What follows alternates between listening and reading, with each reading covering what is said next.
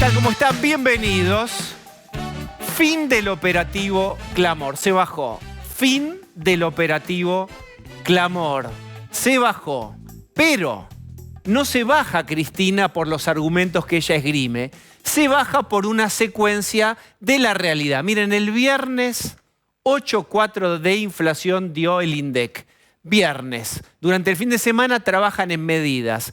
El lunes las medidas son subir la tasa ya del 91 al 97. Plazos fijos te pagan el 97. Vos pensá para el ideario, para el ADN kirchnerista, lo que supone tasas radioactivas al 97%, atendibles en circunstancias de emergencia, pero muy alejados de cualquier concepto productivo. Tasas, inspecciones con aduana y AFIP en el mercado central para controlar 20 puestos de los 500 que hay. Es decir, si vos querés llamar a esto, ponerle un título, es síntomas de la impotencia. ¿Por qué? Porque el dólar blue, el informal y el resto siguieron subiendo. Básicamente el blue, que es un termómetro de si controlás o si no controlás, sigue fuera de control. Estamos viviendo una devaluación en curso del dólar informal, pero también del dólar formal, que también tiene 7 y pico % ya de devaluación. Estamos siendo devaluados. Y no es como dice el kirchnerismo, nos obligaron a devaluar. Lo están haciendo porque esto es parte del no plan económico. Entonces, miren, viernes, inflación, medidas, lunes, medidas fallidas, martes se baja definitivamente Cristina, coherente con lo que había dicho. Muchos decían, bajo emoción, aquel día de diciembre del año pasado. Lo que dice Cristina en su storytelling, es decir, en sus propias creencias y relato, es me persiguen, yo no voy a ser la mascota del poder, hay un poder judicial, mediático, todo este elenco del mal que ustedes conocen, que ella crea y que inventa, en realidad no le dan los votos a Cristina. ¿Y por qué no le dan los votos? Porque no le da el plan económico. Se ha quedado este modelo sin nafta. No voy a ser la mascota del poder. Yo quiero decirles y recordarles a ustedes que este 25 de mayo se cumplen 20 años de Néstor Kirchner presidente y de la irrupción en la escena nacional del kirchnerismo. Son 20 años, de los cuales 16 gobernó y manejó todas las palancas del poder el kirchnerismo. Mascota del poder, han sido dueños del poder. El valor de la moneda, si se emite o no se emite, si se estatiza, si se nacionaliza. Antes, años antes, el mismo peronismo, si se privatiza, si se puede cargar nafta, cuánto está topeado el valor de la nafta, la tarifa de luz, la tarifa de gas. ¿Quién puede comprar qué cosa? ¿Quién puede importar? ¿A qué precio? ¿Quién puede exportar? ¿Cuánto valen las retenciones? ¿Cuánto se le saca al campo? ¿Cuánto puede ganar un productor? Todo eso, y la lista es infinita, cómo se habla, si el lenguaje es inclusivo, todo ese poder manejó durante años y años y años Cristina Fernández de Kirchner, el kirchnerismo, Néstor Kirchner, por supuesto. Y hoy Cristina dice, en un lugar estratégico de victimización, que no va a ser la mascota del poder. En realidad, este artefacto de 20 años de desgaste va llegando a su fin. ¿Saben qué? Incluso está enojada con el peronismo. Cristina hoy manda la carta, casi en el medio del acto del operativo Clamor, que lo tenemos. Fíjense esto, por favor. Esto cantaban en Ferro, 5 minutos antes de la carta.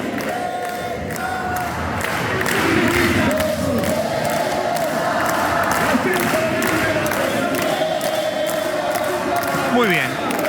Observen esto. Observen porque Cristina no piensa lo que todos creemos que ella piensa de esta escena. Cristina está enojada, cree que no lo defendieron lo suficiente y muy lejos de creer que en realidad todos ellos que están ahí, todo el peronismo quiere alzarla en andas y conducirla otra vez al sillón de Rivadavia, creen que la escena es diferente, que la están tironeando de la pollera, que se le están colgando para salvar ellos sus trapos.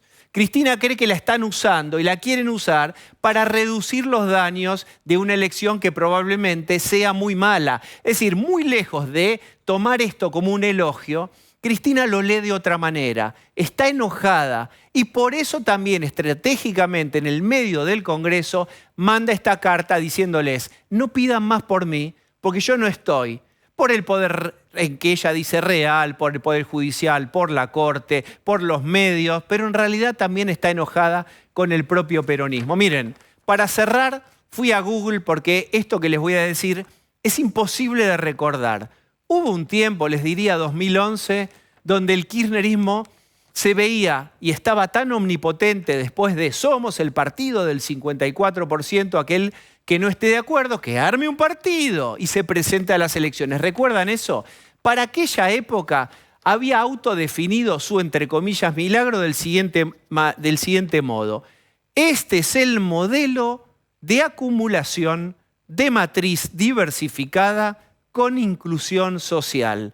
Recuérdenlo, no van a poder porque es muy largo y saben por qué es largo, es pretencioso, es ampuloso. Así se autonombraba, se autodefinía en lo que creía haber obtenido o encontrado un modelo, una fórmula que se podía exportar al mundo, modelo de acumulación de matriz diversificada con inclusión social. Y cierro con esto. En realidad, no dan los votos para Cristina y por eso se baja. ¿Y por qué? Porque de esta frase larga y pretenciosa no queda en pie un solo elemento.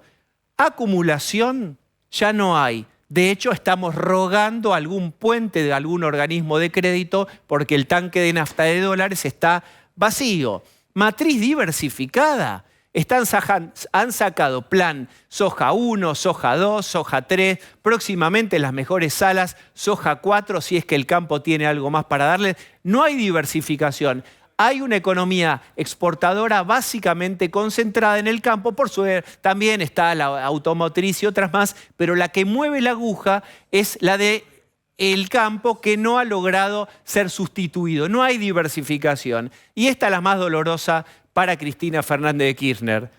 Inclusión social. Si hay algo que no hay en este momento es inclusión. Por el contrario, la inflación le gana por paliza al salario y lo que produce es exclusión. Esta frase pretenciosa que sostenía la idea de Cristina está estallada. Esa es la verdadera razón. Acompáñenme. Voy a saludar a Cecilia Bufflet. ¿Cómo estás? ¿Cómo va? ¿Todo en orden? Muy bien. En orden no, pero ahí seguimos. Está Pablo de León. ¿Cómo te va? Osvaldo Bazán. ¿Qué tal? Buenas noches. Está Lucía Salinas. ¿Qué tal? Buenas noches. Y está Manu Jove. ¿Cómo están? Muy bien. Empecemos con esta noticia que sorprendió al peronismo, que genuinamente fue a pedir por Cristina en esa muestra de unidad y de vamos Cristina presidenta, subite al 25 de mayo, te armaremos un acto, solo faltás vos. Hoy, Congreso del Partido Justicialista Nacional, vos contabas cómo cerraba todos al canto de Cristina presidenta. Para mañana preparado un plenario en el ESMATA de todo el cristinismo de la Mesa Cristina 2023 para pedirle una vez más operativo clamor y que sea oradora en el acto del 25 de mayo. ¿Qué vino? La carta de Cristina, que cuando quieras la repasamos con las frases en las cuales ella dice: no voy a ser mascota del poder por ninguna candidatura. Ahí está. Esta es una posición cómoda, estratégica de victimización que dio frutos durante muchísimos años. No voy a ser mascota, hay un poder real, no voy a ser mascota del poder por ninguna candidatura. Esto es lo que había dicho después del 6 de diciembre. Del 6 de diciembre, Claro. después de su sentencia, ¿verdad, Lucía? Sí, cuando ella finalmente es condenada por administración fraudulenta en la causa vialidad, esa misma tarde habla, cuando dice por primera vez no voy a ser candidata a nada, utiliza esta frase y en esta carta lo que ella ratifica es: ese día yo no hablé desde la emocionalidad, sino que fue una decisión pensada, racional. Y también ahí habla de su familia y dice: fue una decisión también pensada en la persecución que yo viví, que sufrí del Poder Judicial, del Partido Judicial, dice ella, y que también sufrió mi familia. Bien, veamos más de lo que dijo Cristina en su carta. Resulta imprescindible la construcción de un programa de gobierno que vuelva a enamorar a los argentinos y las argentinas. Esto es clave. Qué fuerte esta frase Sí, para es hacer clave. su propio gobierno, Sí. por favor. Esto es clave. Resulta imprescindible de la construcción de un programa de gobierno. ¿Cómo? Esto es clave porque es lo que viene ahora. Esto es lo que viene ahora. A ver. Cuando nosotros repasábamos la semana pasada, me permito recordar que decíamos, Cristina no va a ser gobernadora, pero no va a estar atrás de un secuestro, de la seguridad, nada de eso. Ella cree que le habla al pueblo y a la historia. Entonces, ¿ella qué va a hacer ahora? Ella va a encabezar la construcción de un programa de gobierno que ¿qué va a hacer? Que va a determinar al que sea el candidato presidencial. ¿Para qué? Para no repetir el error, que es de ella, que internamente, en privado ella lo asume, el error de Alberto Fernández. Entonces, ¿qué va a decir? Con el fondo tal cosa, con la economía tal cosa, con los salarios tal cosa. Entonces va a determinar, sea Massa, Guado de Pedro, o todos los que vamos a repasar después, va a estar atado a un programa de gobierno que lo va a definir ¿quién? Ella. Muy bien. Todas son razones que externalizan los problemas. No hay nada propio del gobierno o de ella misma o de su creación o de todos estos años que Cristina cuente que han sido un problema o que no han funcionado. Por supuesto, está ahí. Digamos, podés repetir como los tipos que repiten de memoria una formación, el FMI, los medios hegemónicos, la Corte, la oposición, los Estados Unidos y no sé quién es el arquero, pero básicamente es el equipo que siempre se enumera está en contra, Osvaldo. Sí, ahora sí, efectivamente hay que pensar un plan, ¿no? Como está diciendo. Sí. Cuando eligió a Alberto Fernández, ¿qué plan pensó? Digo, ¿de qué plan estaba hablando hace Plan electoral. Digo, claro, ¿qué plan estaba pensando hace 4 años cuando nos dijo, voten a este señor porque este señor... Bueno, todo lo que está diciendo en esta carta es cinismo o mentira. Digo, no hay otra cosa en esa carta que acaba de hacer. Está Manu Jove con nosotros, que además estuvo en el Congreso del Así es. PJ en Ferro. Estuvimos, bueno, veíamos recién lo que era el canto, ese operativo Clamor, que también llaman desde hace unos días operativo reclamo en las internas del peronismo, porque este pedido de Cristina un poco hacete cargo ante esta falta de candidatos que tenemos, y se repetía en la previa, una nota que por suerte no vamos a compartir porque queda desactualizada, pero en la previa hablábamos con todos los dirigentes y le preguntamos quién tiene que ser el candidato o la candidata a favor o en contra, en todo caso, o más, siendo más o menos parte de ese extracto del Frente de Todos. Todos coincidían en que la única candidata de síntesis era Cristina, la única que podía evitar las pasos, saltear las pasos.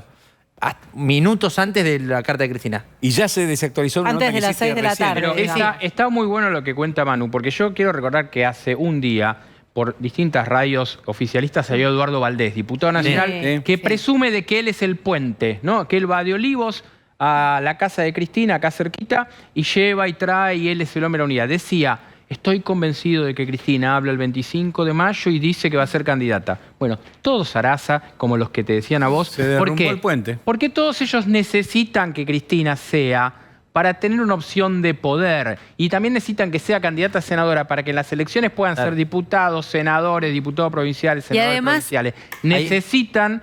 No quieren un programa de gobierno, quieren ser una opción de poder y no quedarse afuera Porque, de como la dice historia. Pablo, una parte tiene que ver con el deseo, digamos. Evidentemente, el deseo de muchos, sobre todo aquellos más afines a Cristina, tiene que ver con eso. Pero en los últimos días, lo que viene habiendo, además de un operativo Clamor, son operaciones, digamos, por detrás, planteando que Cristina va a ser candidata directamente y que salen de las propias entrañas del kirchnerismo, no salen de otro lado. Claro que sí. En vez Es que de algunos- mirar, de intentar bucear en los pensamientos de Cristina y tratar de adivinar en cada conversación, en cada off, qué dijo, como reconstruir qué piensa Cristina, lo único que hay que mirar son los números de la economía. Sí, claro. Sí, perdón. Cristina es cualquier cosa menos tonta para saber si puede tomar este potro desbocado que construyó también. Recordemos que el bote salvavidas que está buscando toda esta gente es una persona que tiene 80% de imagen negativa. Bien, Sí, pero además hay una cosa y me parece que en ese planteo la clave es lo que decía Pablo, ¿no? Buena parte del kirchnerismo duro necesitaba a Cristina candidata para tener una opción de negociar, para tener finalmente un lugar en la lista. A mí un sindicalista alineado con la idea de Sergio Massa candidato me decía, los sindicalistas que se oponen a Sergio Massa candidato lo que necesitan es que les garanticen un lugar en la lista. Claro. El día que Cristina no sea más candidata no tienen con qué negociar. Claro, pero es para y eso es lo que ellos, acaba. Por ¿entienden? supuesto. Es para ellos. No es Bueno, por pero un plan los de primeros que gobierno. se agarran la cabeza. Este plan de gobierno que ella reclama ahora, cuando elige en 2019 Alberto Fernández cabeza de este proyecto Pablo lo ha mencionado en varias ocasiones, era una agenda personal. Posiblemente el plan de gobierno que no le funcionó a Cristina con Alberto Fernández fue lo que ella pretendía que se le resuelva judicialmente, y por eso sus principales argumentos en esta carta tienen que ver con un partido judicial que no solo la quiere proscribir a ella, sino que Cristina va más allá y dice, quieren Pero proscribir esa es su al agenda más peronismo. cómoda también, Lucía. Por supuesto ella que es no su le agenda gusta hablar de cómoda. economía. Y cuando ella dice, necesitamos un plan de gobierno, dice, acá yo no hice nada. Pero hasta además acá. Massa no... Como si Massa ese no- gobierno... Absolutamente, como si no fuera de ella. Pero además, Claro, sí. el ministro del Interior es su ministro, la ANSES la maneja gente de ella, la Cámara de Diputados la manejó hasta el acuerdo con el Fondo Monetario Sí. su hijo. El Senado lo maneja el ella. Senado, entonces, el plan de gobierno de este gobierno es gestión de Cristina Kirchner y la gente de Cristina Lo dijo Kirchner. Culfas, que dio Claro. entrevistas No le porque tenemos sacó que un dar- libro. En todas las entrevistas dijo, gran parte o la mayoría de las decisiones económicas las manejaba el kirchnerismo. Y más, O las Culfas condicionaba, claro. Culfas dice que el 50 al 60% del presupuesto nacional de este gobierno lo maneja gente de la cámpora. Del 50 al 60% del presupuesto lo maneja gente de la cámpora. Entonces es muy Por fácil supuesto. ahora decir, yo no participo de las decisiones de tal cosa, yo no participo de las decisiones de tal cosa, cuando vos pusiste al ministro de Economía. Y cuando Cristina estaba fascinada con el Guzmán inicial Por de supuesto. todo este gobierno. Ahora, Bien. Cuando lo primero que además, Les voy a mostrar otro fragmento de la carta de Dale. Cristina que impacta porque también obliga al peronismo ahora sí a buscar a alguien. ordenarse. Parte importante de la ciudadanía no se siente representada por una democracia que se perdió en lo económico, se degradó en lo social y comenzó a romperse en lo político e institucional. Dice Cristina, analista política. Parece yo hablando. Bueno, claro, soy yo. El día, Los dos le hablan a la el día en que tribuna. Claro. el día en que Cristina fue Bazán, Claro. porque Sí. vemos- Pero además, esto es un punto Te copió. central. Cristina Kirchner se ha convertido en una gran observadora y comentarista de su propio gobierno, de su propia gestión, de sus propios fracasos políticos, porque este gobierno en gran medida ha fracasado por decisiones de ella, porque ha loteado un gabinete, porque no ha dejado accionar, porque ha decidido dónde accionar. pero sobre todo porque no hay un plan económico, y esta es la palabra clave, sustentable. Acá hay- a hay- propósito, ¿me dejas Sí, presentar a por Esteban favor. Domecq, que es economista? Esteban, ¿cómo estás? Muy bien, gracias por la invitación. Bueno, vos venís publicando en tu cuenta de Twitter, síganlo, gráficos que muestran la evolución del PBI, de la riqueza en Argentina en comparación con otros países parecidos vecinos. ¿Qué nos podés contar? Digamos, opinión y datos. Vos te contratamos para que des datos. Bueno, en realidad hay que ver cuál de todos los gráficos te referís, pero, digamos, Argentina está en un proceso acumulativo de deterioro macroeconómico, digamos, que se va prolongando a lo largo de los años y de las décadas. ¿Qué te quiero decir con esto? Que hoy uno dice, bueno, hoy Argentina tiene un problema de sequía, es verdad, pero atrás hay un problema cambiario financiero de fondo, en el marco de una economía que ya lleva 12 años de estancamiento estructural. ¿Cuántos? 12 años. Desde hace 12 años que la economía no crece, por ende la pobreza va en aumento, y atrás de eso tenés, yo diría, una tercer capa de problema que tiene que ver... 2011 no Claro. crece. Efectivamente. Año electoral, ¿no? Año 2011, 2012 se termina el superciclo alcista. Esteban, ¿de qué me estás hablando? La soja pasó de 150 en el año 2001 a 650. En todo ese proceso, entre el 2003 y 2007, vos acumulaste reservas. Ese fue el círculo virtuoso de crecimiento entre el 2003 y 2007 con casi 40.000 millones de dólares de reservas netas. Todo ese proceso, a pesar de que el bombeo de superciclo de commodities seguía, en el año 2015 vos ya no tenías más reservas. Esto empieza a explicar por qué está el FMI en Argentina y por qué hoy Argentina sigue todavía sin reservas en el Banco Central. Esperá, vos decís que en 4 años, de 2011 a 2015, ¿cuánto se gastaron? En realidad, el proceso de acumulación terminó en el 2007. Después vino la crisis subprime, una sequía y 2008. todo el inicio de la estanflación. Entonces, los 40.000 millones de dólares que teníamos de reservas netas en el año 2007, en el año 2015 a fines eran negativas 3.000. Entonces, perdiste 18.000 en el primer mandato de Cristina, 25.000 en el segundo, con cepo incluido. De ahí hasta acá... Perdón, y estatizaste las AFJP Claro. en el camino, digamos, manoteaste un montón de cosas, ¿no? Efectivamente, Ese proceso empieza un proceso de recuperación transitorio con mucho bombeo financiero en el periodo 2016-2019. Se queda a mitad de camino el gradualismo, pierde el financiamiento y entra el FMI. Y hoy estamos de vuelta con reservas netas negativas. Claro, y uno dice, bueno, Esteban, ahora encima tenés una sequía. Sí, es cierto, pero venís de 2 años de liquidación récord del sector agroexportador por el salto de nuevo que se dio en los precios de los commodities después de la pandemia y con el efecto Putin. O sea, vos lo que decís es que, ok, la sequía te bajaba mucho, pero ojo que los precios te estaban compensando, cantidad y precio. Históricamente, el agro, 1 de cada 2 dólares que entran en la Argentina lo pone el agro. En los últimos 15 años el promedio te da 23.000 millones de dólares. En el año 2021, post pandemia, te dio 32, 9 más arriba. Y el año pasado te dio 40, 17.000 más de arriba. Esto es récord histórico. Nunca entraron tantos dólares en la Argentina por el canal agroexportador. Fue récord de exportaciones, récord de ingreso de dólares al Banco Central. ¿Sabes cuánto se acumuló en estos 2 años? Que todos los países de la región acumularon reservas. ¿Cuánto acumulamos en Argentina? ¿Cuánto? 0. Es más, la gestión arranca con 6.000 millones de dólares de reservas netas líquidas. La prueba ácida, le saco el swap, los encajes de los argentinos, los DEG, el oro, y hoy estamos 6.000 negativos. Entonces, el programa tiene un colador en el mercado de cambio. No importa lo que le pongamos, así como entra se va, y así como entra se va más. Por eso hoy no hay dólares y por eso hoy se está bajando, creo yo, la vicepresidenta de la Nación. Digamos, porque no hay manera de transitar esto sin dólares. Ahora, bien, excelente. Excelente ahí porque digamos, a nosotros nos gusta opinar. Una película de terror. Metemos datos, hay más datos muy fuertes.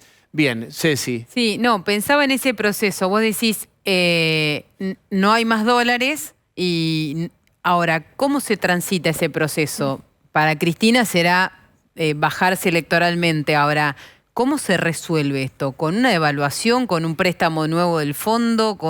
¿Cómo se llega al otro lado? Muy bien. Entonces, la pregunta es ¿por qué no hay dólares? Déjame decirte una cosa. Argentina hoy empieza a meterse en una nueva crisis cambiaria. Es la 4ª en la gestión de Alberto Fernández, pero es la 9ª en los últimos 10 años en este cuadro de estancamiento. Y estas crisis cambiarias tienen una particularidad en común. Sobran muchos pesos y no tenés nada de dólares y no tenés confianza y eso aprieta. Y eso aprieta y hace saltar la brecha, tensiona, etc. Entonces, ¿por qué no tenemos dólares?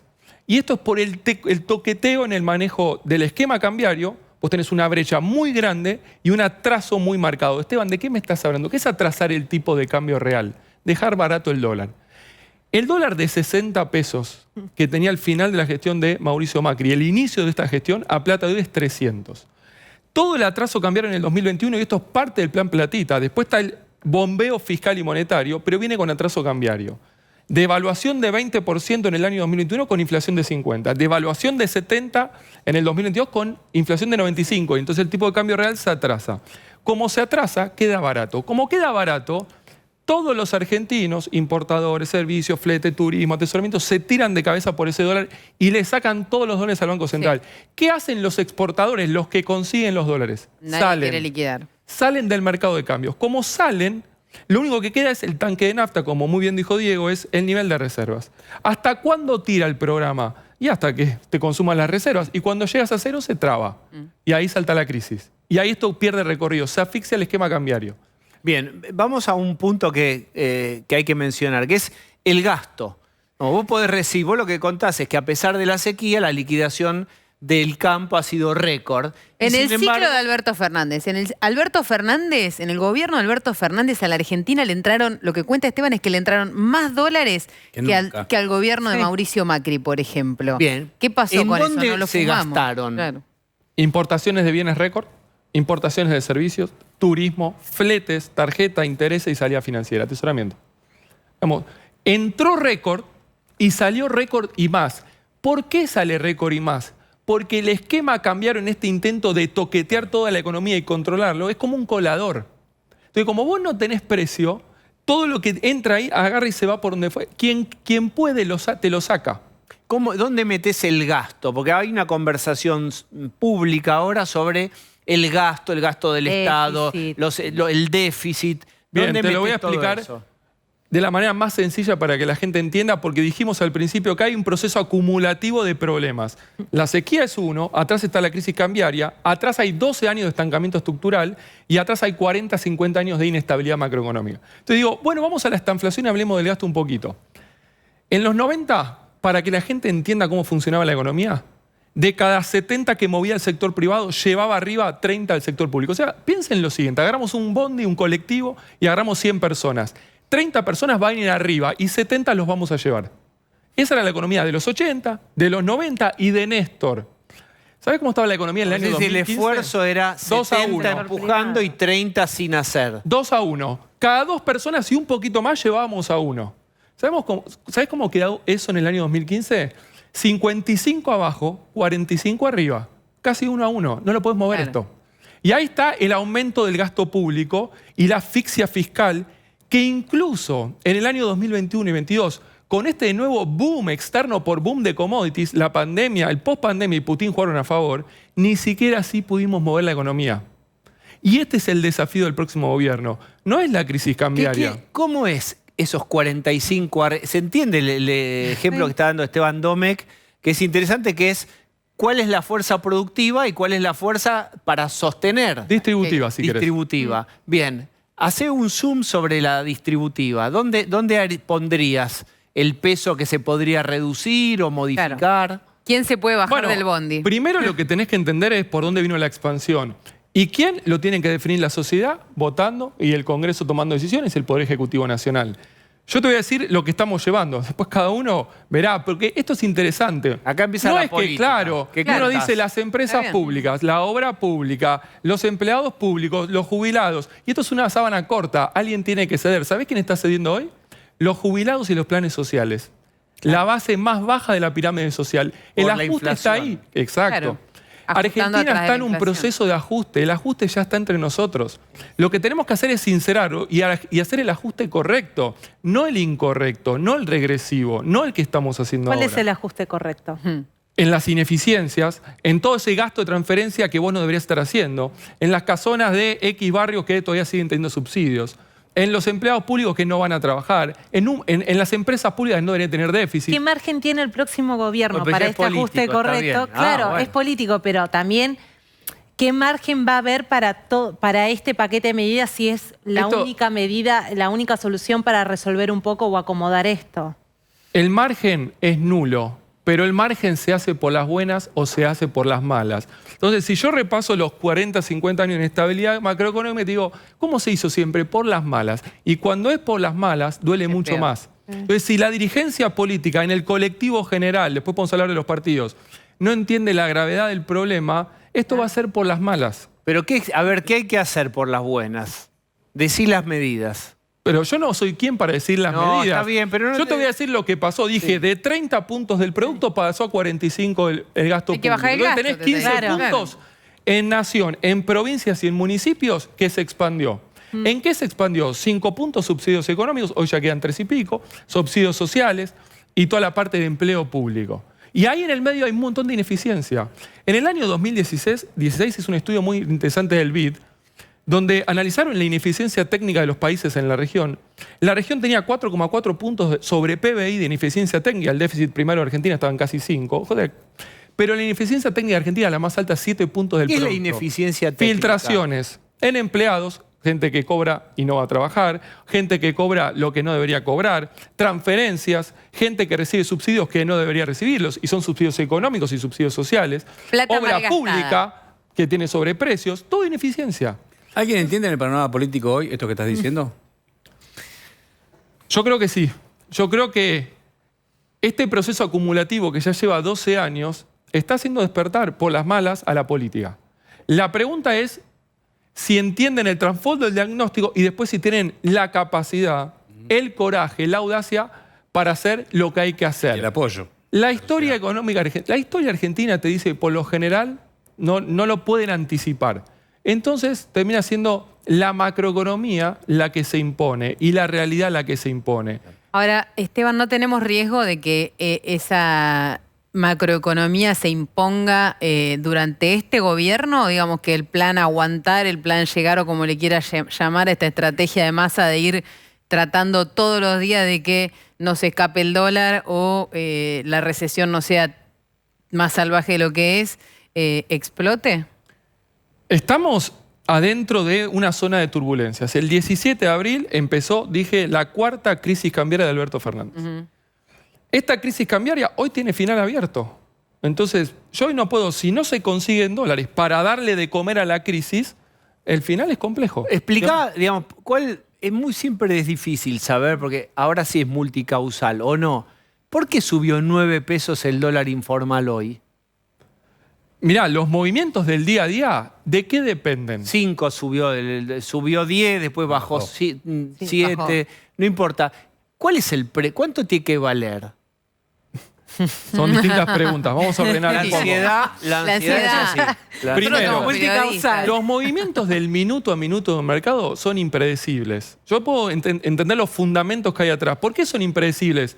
Porque dependen de las señales, de las palabras, de las acciones, de las medidas, de la confianza. Y esto es muy sensible. Cuando vos tenés una crisis, cualquier señal negativa, medida negativa, palabra negativa, te hace que la oferta empuja la demanda y sube.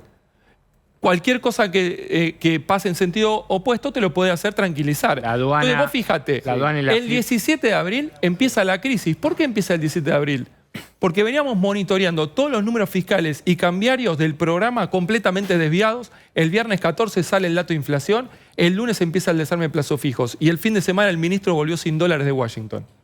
Las dos Son cosas, señales. claro. Entonces vos empezás a responder a la crisis. ¿Y qué haces? Nada. Fenómeno, la crisis va, porque la señal es de inacción, de desconcierto. Estas últimas medidas son leídas Bien. como acción o inacción o ineficacia. Acción incorrecta. Porque vos fíjate, te lo voy a decir así. Difícil. El problema de la crisis cambiaria, insisto, la crisis cambiaria no es el problema de la economía argentina, es un síntoma, como el riesgo país.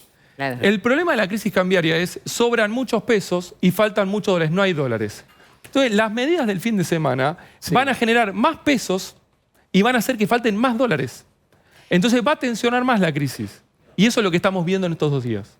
Acá hay que pensar que con las medidas del fin de semana de subir la tasa de interés, de alguna manera indirecta, el Banco Central tiene que emitir más pesos para pagar esa tasa de interés. Entonces, en el numerador tiene más pesos y en el denominador, que es por el que se dividen esos pesos, tiene cada vez menos dólares, ¿no? Claro. Esa cuenta es la que hace que ese elástico está cada vez más tenso y en algún momento va a saltar. La decisión vos hablas de señales y el mercado que lee el vuelo de las aves, la víscera de los animales y los anuncios. Y el mercado responde. Este anuncio de Cristina de la confirmación de que no se presenta, ¿cómo es leída en el mercado? Primero que yo no leo el mercado. El mercado, uno habla del mercado. Doña Rosa, todos nosotros somos el mercado. Entonces preguntémosle a todos los que están acá en el piso.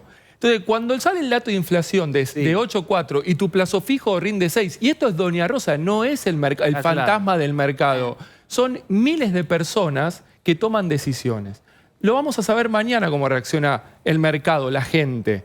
Digamos, eventualmente, lo que digo es, si las señales políticas, como esto es una crisis, sobran pesos, faltan dólares y falta confianza, esto te significa que trae un problema económico y político en simultáneo. Si esta baja de la vicepresidente es leída por todos nosotros como que se empieza a resolver el problema político, esto se va a tranquilizar. Si esto es leído por el contrario, esto complica más la interna en el gobierno, complica más el escenario político general, esto se va a seguir complicando. Bien.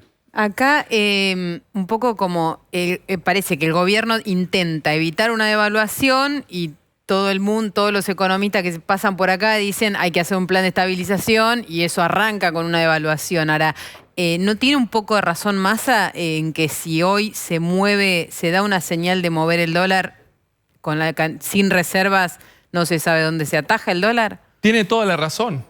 Porque la salida devaluatoria, que es el proceso en el cual vos empezás a ordenar tu esquema cambiario, la economía, tiene todo un recorrido de tiempo hasta que eso empieza a dar resultados. Y ese recorrido de tiempo puede ser 1 año y medio. Claro. Entonces, hacer esto sin recorrido electoral o espacio económico político, sin dólares, sin un programa, sin confianza, es de alto riesgo. Por eso toda la estrategia del plan Llegar, cuyo mandato es llegar a diciembre, está en el marco de seguir emparchando. Yo no puedo llevar a la economía al taller, que eso sí, con el arranque de un nuevo gobierno, cuando uno tiene 4 años, lo puede hacer. Y ahí sí vamos a reparación, arreglamos y empezamos de vuelta. Bien. Qué contundencia, Esteban. Bien. ¿Tenés medición de inflación? ¿Qué es lo triste de la contundencia? Que muy prontamente serás molestado por toda nuestra producción para volver. Es así. Me Gracias acompañan, voy a verla a Lucía Salinas. Claro, uno de los argumentos de Cristina en la decisión, que por supuesto yo les contaba, externaliza, siempre los problemas están afuera, no en la economía, no en su gestión, no en el ciclo de 16 sobre 20 años. Digo, todo eso incluye las decisiones de la Corte, la idea de la proscripción y de la persecución. A propósito de esto, ustedes saben que la Corte había fallado sobre San Juan y Tucumán.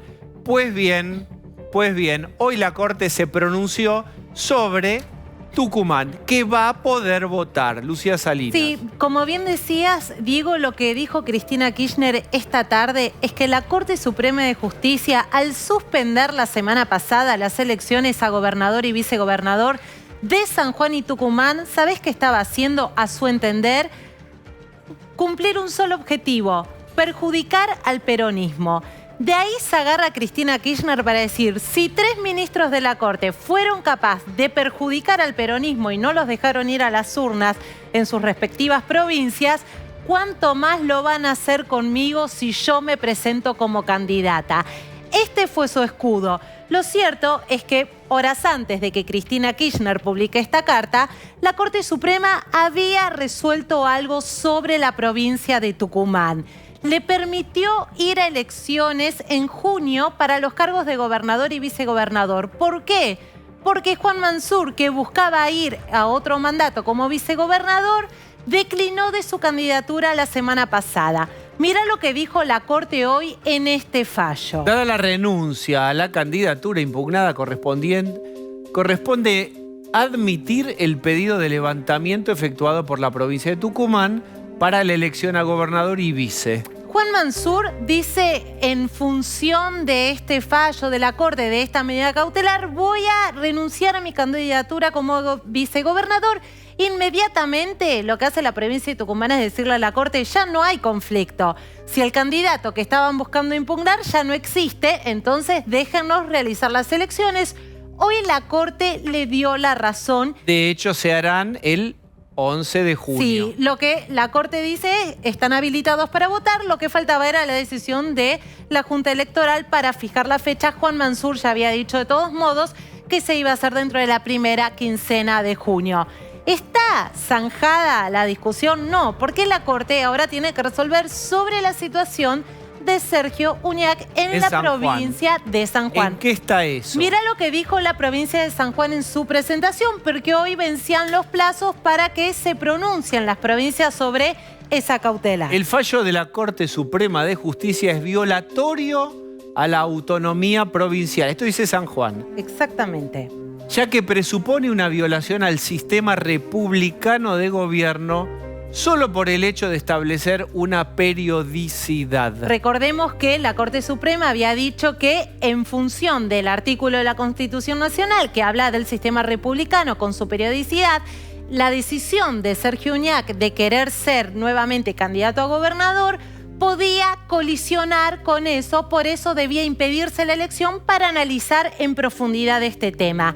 Este fue parte del planteo que hizo hoy la provincia de San Juan y además le pidió a los 3 jueces de la Corte Suprema de Justicia que dejen de intervenir, porque lo que considera la provincia de San Juan es cuando uno hace lugar a una medida cautelar, solo hace lugar, pero acá la Corte emitió opinión y eso se entiende como un prejuzgamiento. Esto interpreta la provincia de San Juan, que dijeron los 3 jueces de la Corte Suprema de Justicia hoy, que no es así, que van a seguir interviniendo y que ahora resta analizar la situación de la provincia de San Juan y la candidatura de Sergio Uñac. Lucía, gracias. Date la vuelta por atrás porque vas a tener participación en la conversación que vamos a tener con, acompáñenme, Jorge Albo, es el fiscal de Estado de San Juan. Un placer.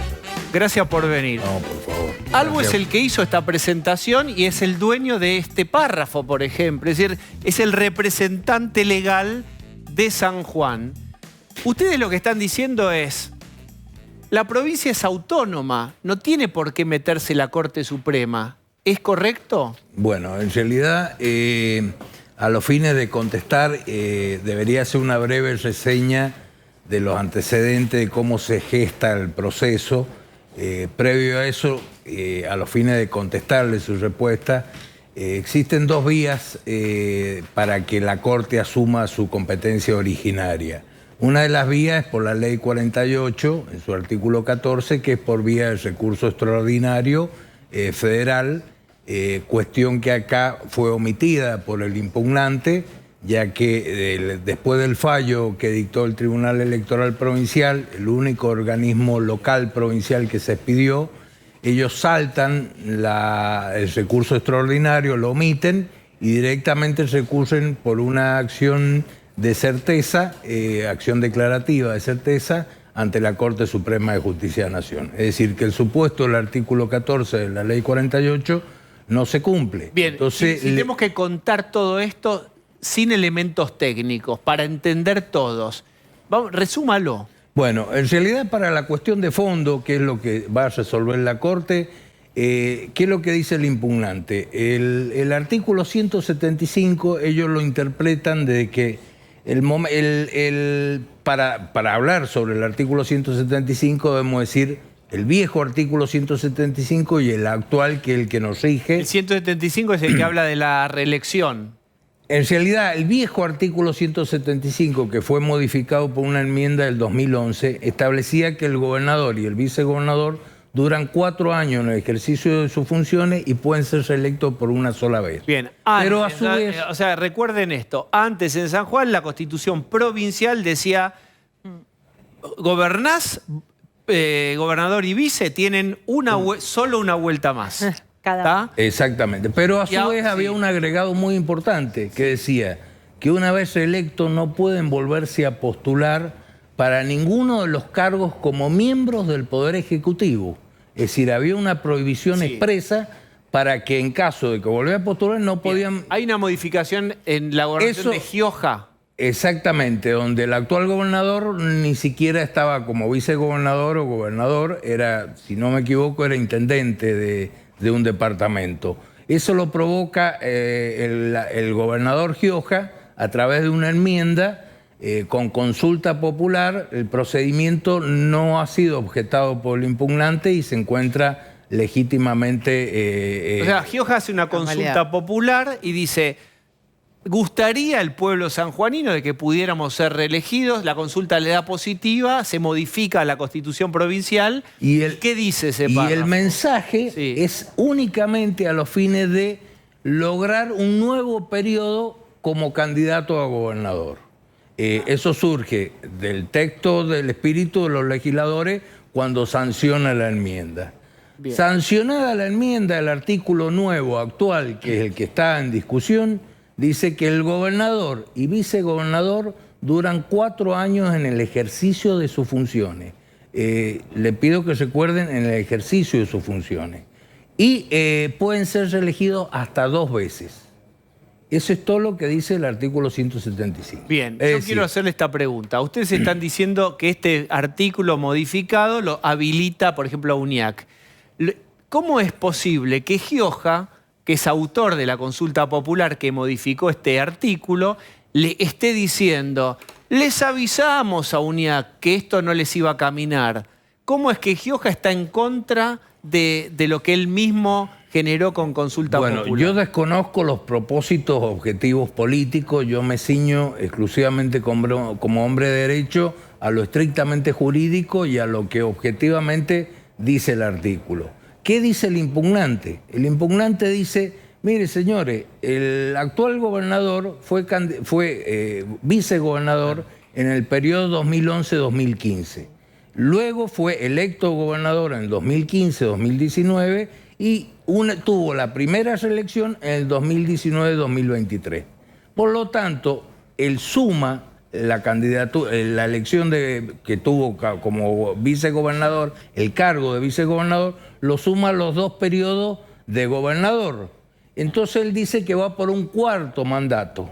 En realidad, esa interpretación tiene sus problemas jurídicos importantes. Es decir, no puede aplicar una identidad en el gobernador y en el vicegobernador, porque como le dije, el gobernador y vicegobernador duran 4 años en el ejercicio de sus funciones. Claro, Las funciones... Doctor, yo entiendo, yo creo que lo que está mirando, incluso nosotros que no estamos en lo fino, estamos viendo que usted va muy a la letra.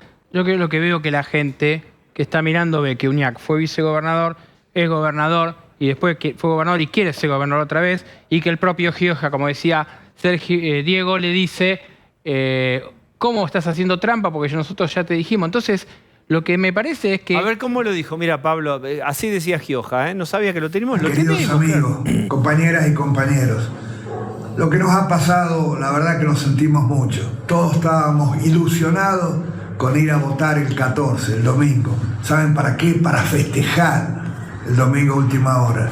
Pero bueno, nunca nos regalaron nada y todo siempre fue difícil. ¿Saben qué? Aquí hay un responsable de esto que pasa. O 2 responsables. Primero, el ciudadano Sergio Uñac, que sabía que no podía ser candidato. Se lo dijimos en todos los idiomas. Se lo dijeron a abogados, se lo dijeron... Él es abogado. Le dijimos que no podía ser, que simplifique las cosas, que tenga un poquito de grandeza. Obviamente que no aceptó. Bien.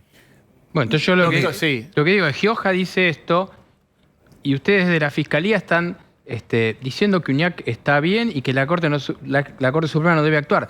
La verdad que, digo, quizás me parece que mucha gente está viendo que lo que estamos hablando tanto es que están buscando sin vertilugios para hacer una vez más, como Mansur, que ahora quería ser vicegobernador, y que viven en los cargos. Y me sorprende que la justicia esté siendo receptiva a esto. Mire, yo en primer lugar no vengo a defenderlo al gobernador actual Sergio Uñac. Yo vengo en calidad de fiscal de Estado y en defensa de los intereses de la provincia.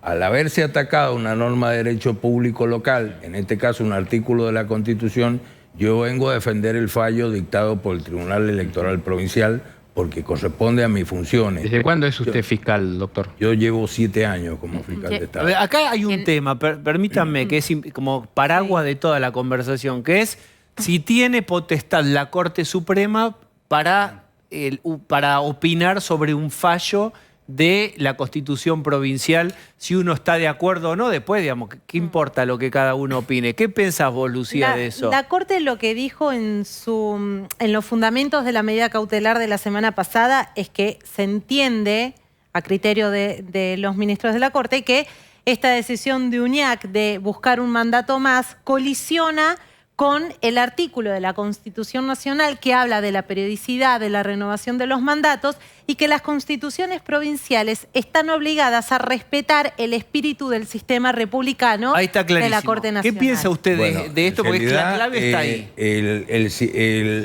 Las constituciones provinciales, por el artículo 5 y el artículo 1, están obligados a que sus instituciones se adapten al sistema republicano, representativo republicano. Lo que no quiere decir que signifique que sean idénticas a lo que establece la Constitución Nacional en su artículo 90. Es decir, puede ser distinta. No hay que confundir la periodicidad con las elecciones.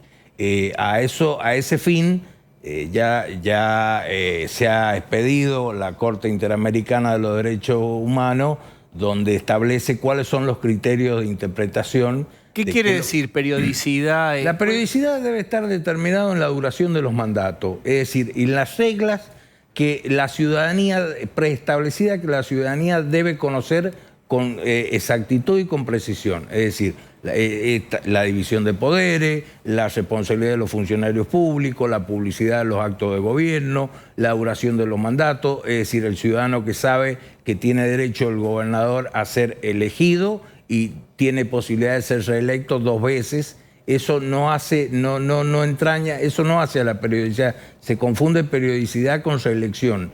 Y la Corte misma ha dicho que la interpretación la doctrina de la Corte, que incluso la esboza la Procuradora de la Nación, donde le dice, mire, no resulta competente para entender en esta materia, porque es una cuestión de la autonomía provincial y está afectando el mismo sistema federal de gobierno, donde la Corte siempre ha mantenido un equilibrio de equilibrio para que no prevalezca el gobierno central por sobre el gobierno. ¿Y el tema de la alternancia?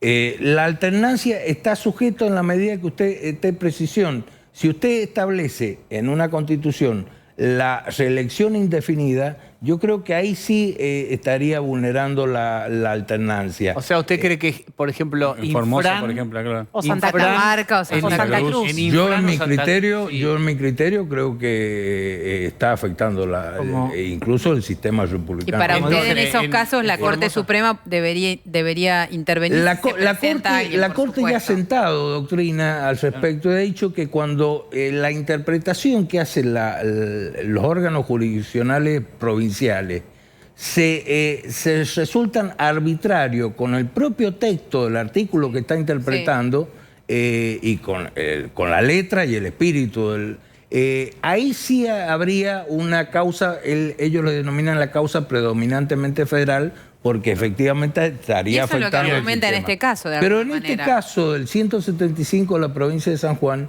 no es el mismo caso que ellos invocan de Santiago del Estero y de Río Negro, que en realidad ahí sí estuvieron bien inhabilitados, porque el artículo de ambas constituciones le establece que ninguno de ellos puede presentarse después de ser reelecto para una nueva candidatura en ambos cargos, es decir, unifica el cargo de gobernador y en el artículo 175 de nuestra Constitución no lo unifica, es más, habla de duración. El cargo y funciones de gobernador y vicegobernador son absolutamente distintos. Es decir, el gobernador es unipersonal, está a cargo del Poder Ejecutivo, el vicegobernador es el presidente nato de la Cámara de Diputados, tienen funciones totalmente Pero si le diferentes. pasa algo al gobernador, asume el vicegobernador. Sí, Entonces es lo mismo, es el caso de Mansur, señor.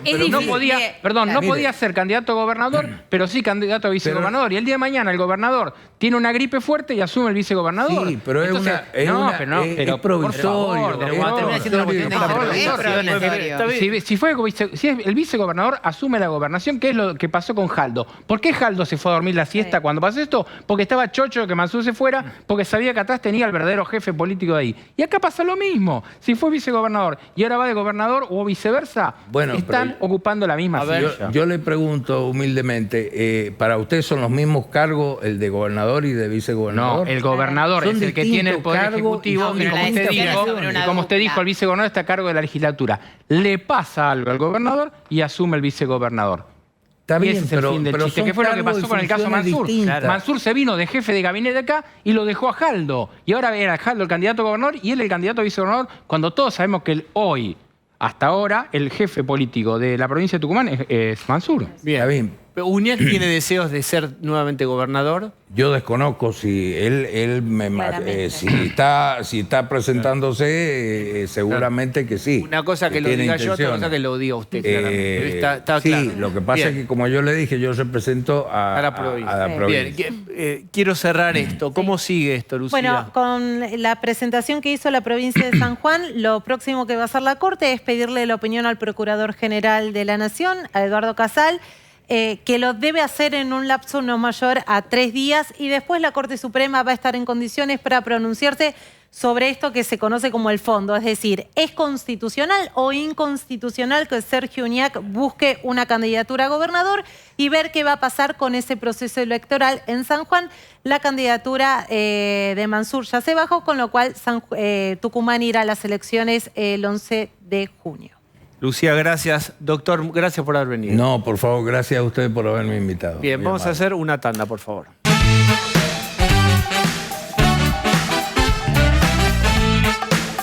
Muy bien, se suma Rolo Barbano. ¿Qué tal, Diego? Muy buenas noches, ¿cómo están? Bien, estoy practicando la doble R. Está Carlos Bien. Fara también. Analista Una sola político, R. consultor. Farra. Bien.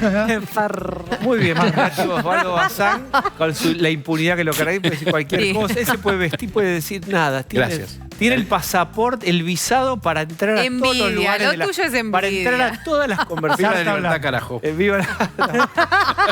Te quiero ver sostener eso. Le digo por lo bajo.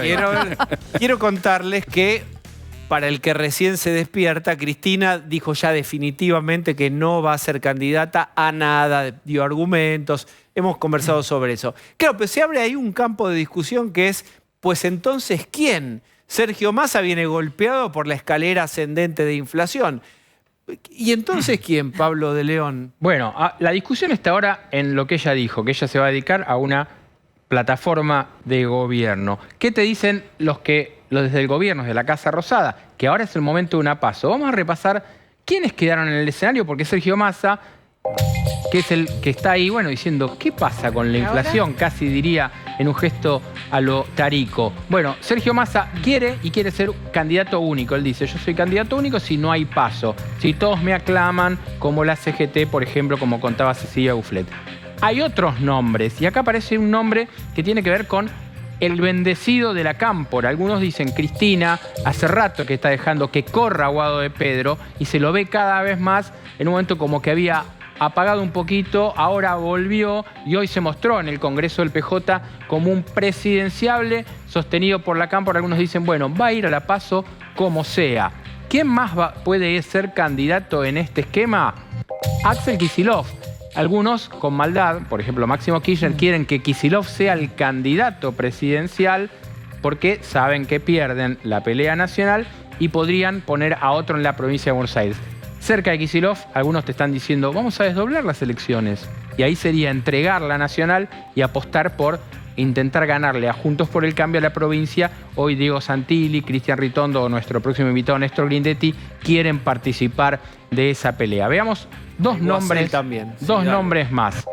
Daniel Scioli, que ya estrenó esta semana afiches en la calle Daniel 2023. ¿Los viste? Vi, claro. Hay en todos lados. Daniel 2023, también hay gorritas, también hay virome al estilo merchandising del hombre de la... ¿Quién lo sostiene, Pablo, a Scioli?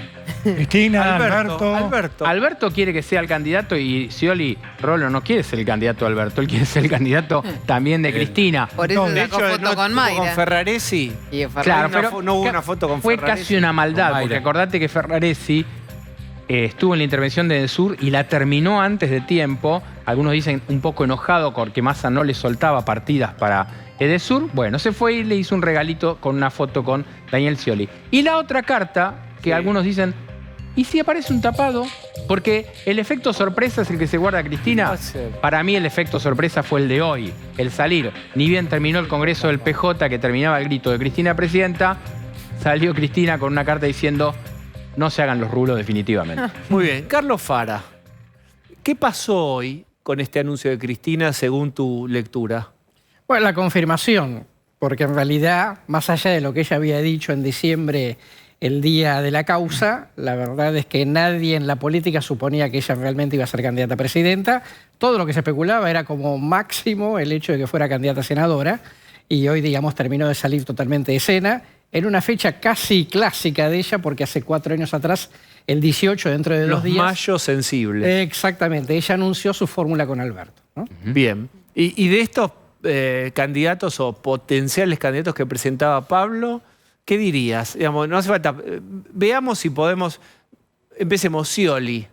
Muy poco... O sea, obviamente que es una figura ultra conocida, mala imagen, muy poca medición, se le pasó el cuarto de hora para la gente. Bien, está hablando Mansur en Tucumán, en la Casa de Gobierno de Tucumán. Ahora volvemos a Fara. Todo se tiene que hacer en el mismo día para todas las categorías.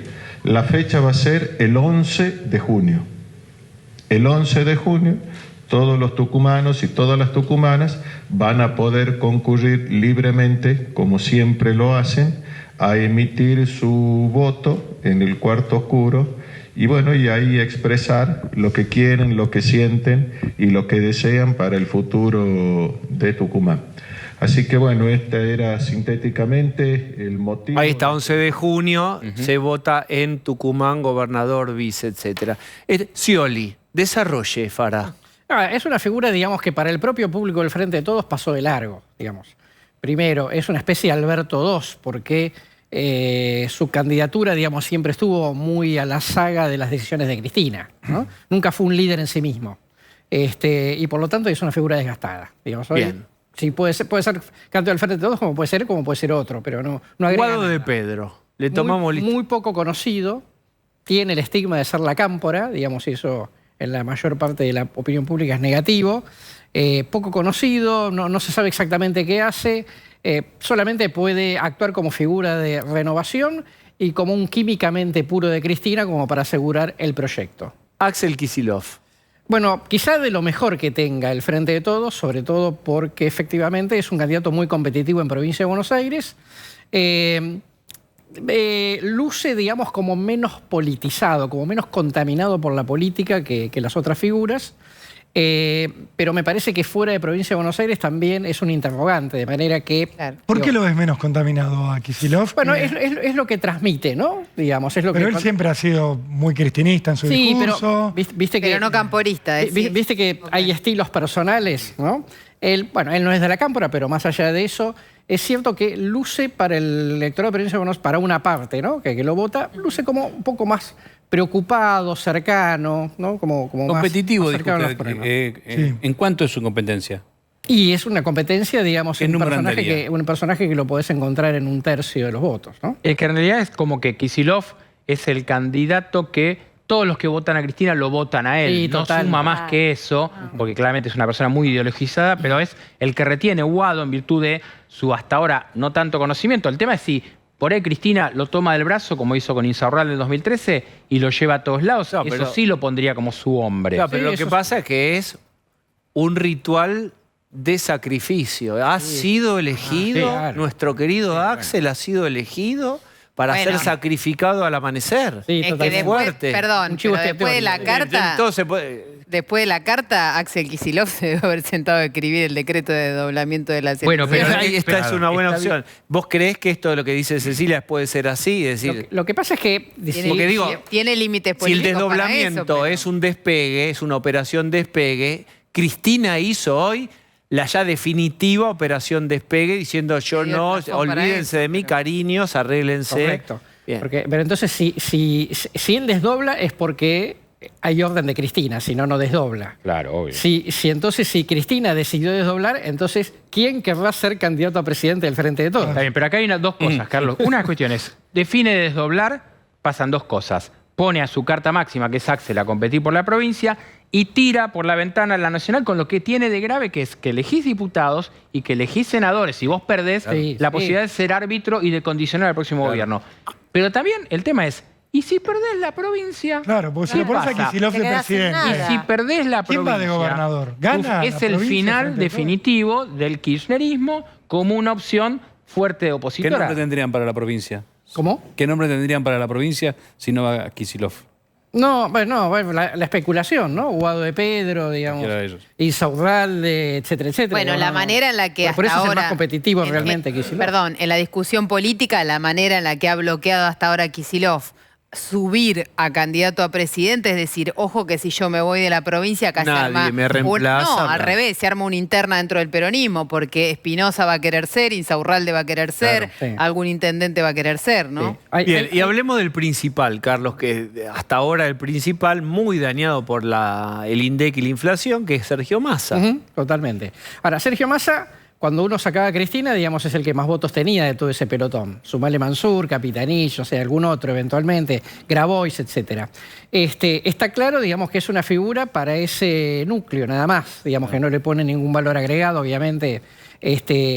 Con lo cual, por eso digo que Massa sería candidato siempre y cuando esté la tropa atrás. Digo, Claro. porque ir a poner la cara para ser candidato solo con lista de diputados y senador nacional X, mucho sentido no tiene. Pero Ahora- el núcleo duro lo votaría más, al núcleo duro Sí, del sí. kirchnerismo puro, digamos. Sí, algo, ¿Iría con Massa? algo se puede llegar a Que escapar, tanto lo pero... criticó, tanto lo cuestionó, A ver, que tanto dijo que iba a terminar con el kirchnerismo. Con- ¿Habría que kirchnerismo? Ya dijo Rolo, había un spot de la Cámpora que remataba en pragmatismo para sobrevivir, como diciendo, muchachos, Bien, es el pero- momento del broche en la nariz.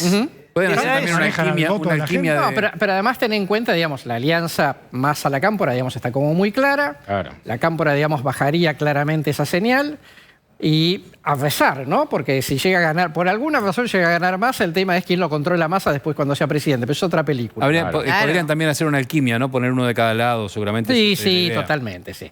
Sí, totalmente así. Ahora, yo te invito a un ejercicio, digamos, se bajó Macri, se bajó Alberto Fernández, se bajó Cristina. Los últimos Alejémonos. 3 presidentes. Sí, alejémonos 3 pasos del cuadro de la situación. ¿Qué quiere decir, doctor, que síntoma 1, síntoma 2, síntoma 3?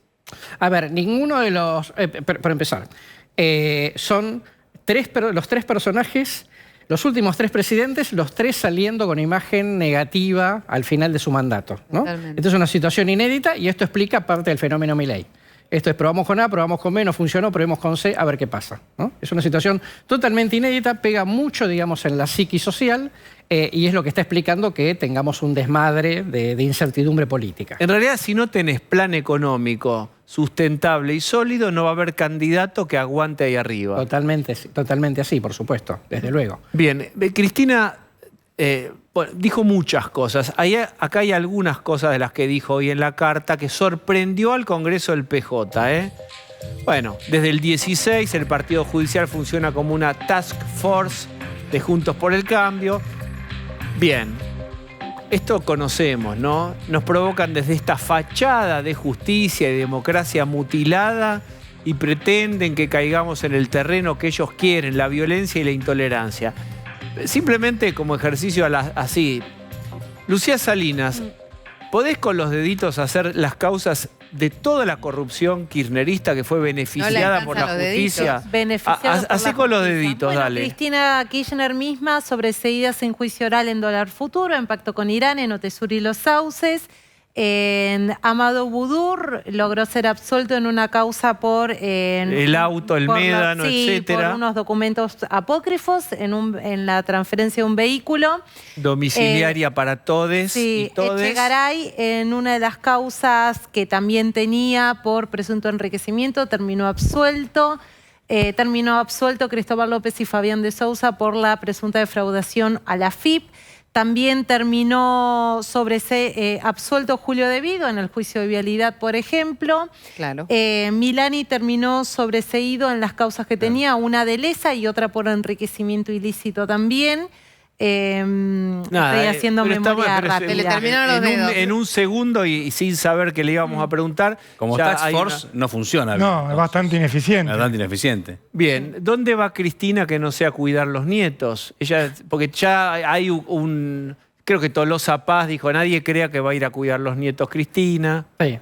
No, a ver, yo lo que creo es que Cristina va a tratar de seguir siendo conductora del espacio, eso no me cabe en duda, con cargo o sin cargo. Ojo porque, digamos, eso también pasó entre 2015 y 2017 sin todos estos avances judiciales, es verdad, pero es de las que dicen, no necesitas un cargo para hacer política, es verdad, ella tiene un liderazgo fuerte desde ese punto de vista, y mientras no aparezca algún liderazgo alternativo dentro del Frente de Todos, la verdad es que... Ahora, la gente se banca, Carlos, otro presidente que en realidad no es presidente, sino que tiene hilos imaginarios y lo manejan de arriba. No, eso ¿La sociedad argentina se banca eso? No, por eso los que tienen más posibilidades son, de alguna manera, líderes de algún espacio, ¿no?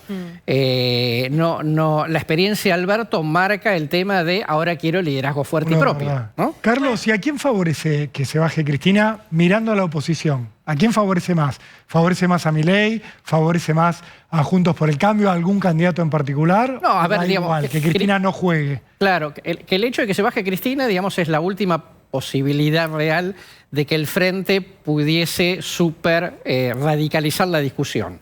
Con lo cual, yo te diría que es más una buena noticia para los moderados, porque, digamos, en la medida que se va Cristina en la radicalización, digamos, hay más espacio para otro tipo de cosas. Sobre todo si fuese Massa, digamos, ¿no? Claro.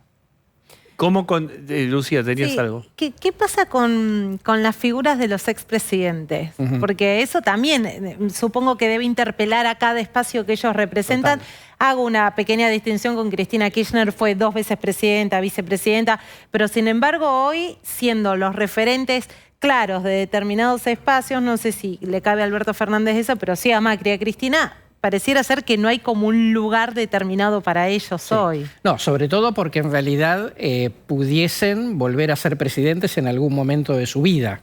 Cosa que les permite la Constitución. Sí. A diferencia de Estados Unidos, que en realidad vos terminás y te vas a tu casa, puede ser cualquier cosa, concejal, alcalde, lo que sea, pero no puedes volver a ser presidente. Con lo cual esto es una contaminación, vamos a decir, en la posibilidad de renovación y de las camadas que vienen abajo. Digo, más allá de Cristina y toda su situación, la verdad es que el rol que está jugando Macri, también a él mismo le cuesta encontrarse un espacio y el resto aceptarlo, ¿no? En esta situación en donde es más carga, digamos, que beneficio, ¿no? Pablo, ¿cómo te imaginás el escenario? Porque recordemos lo que pasó hoy.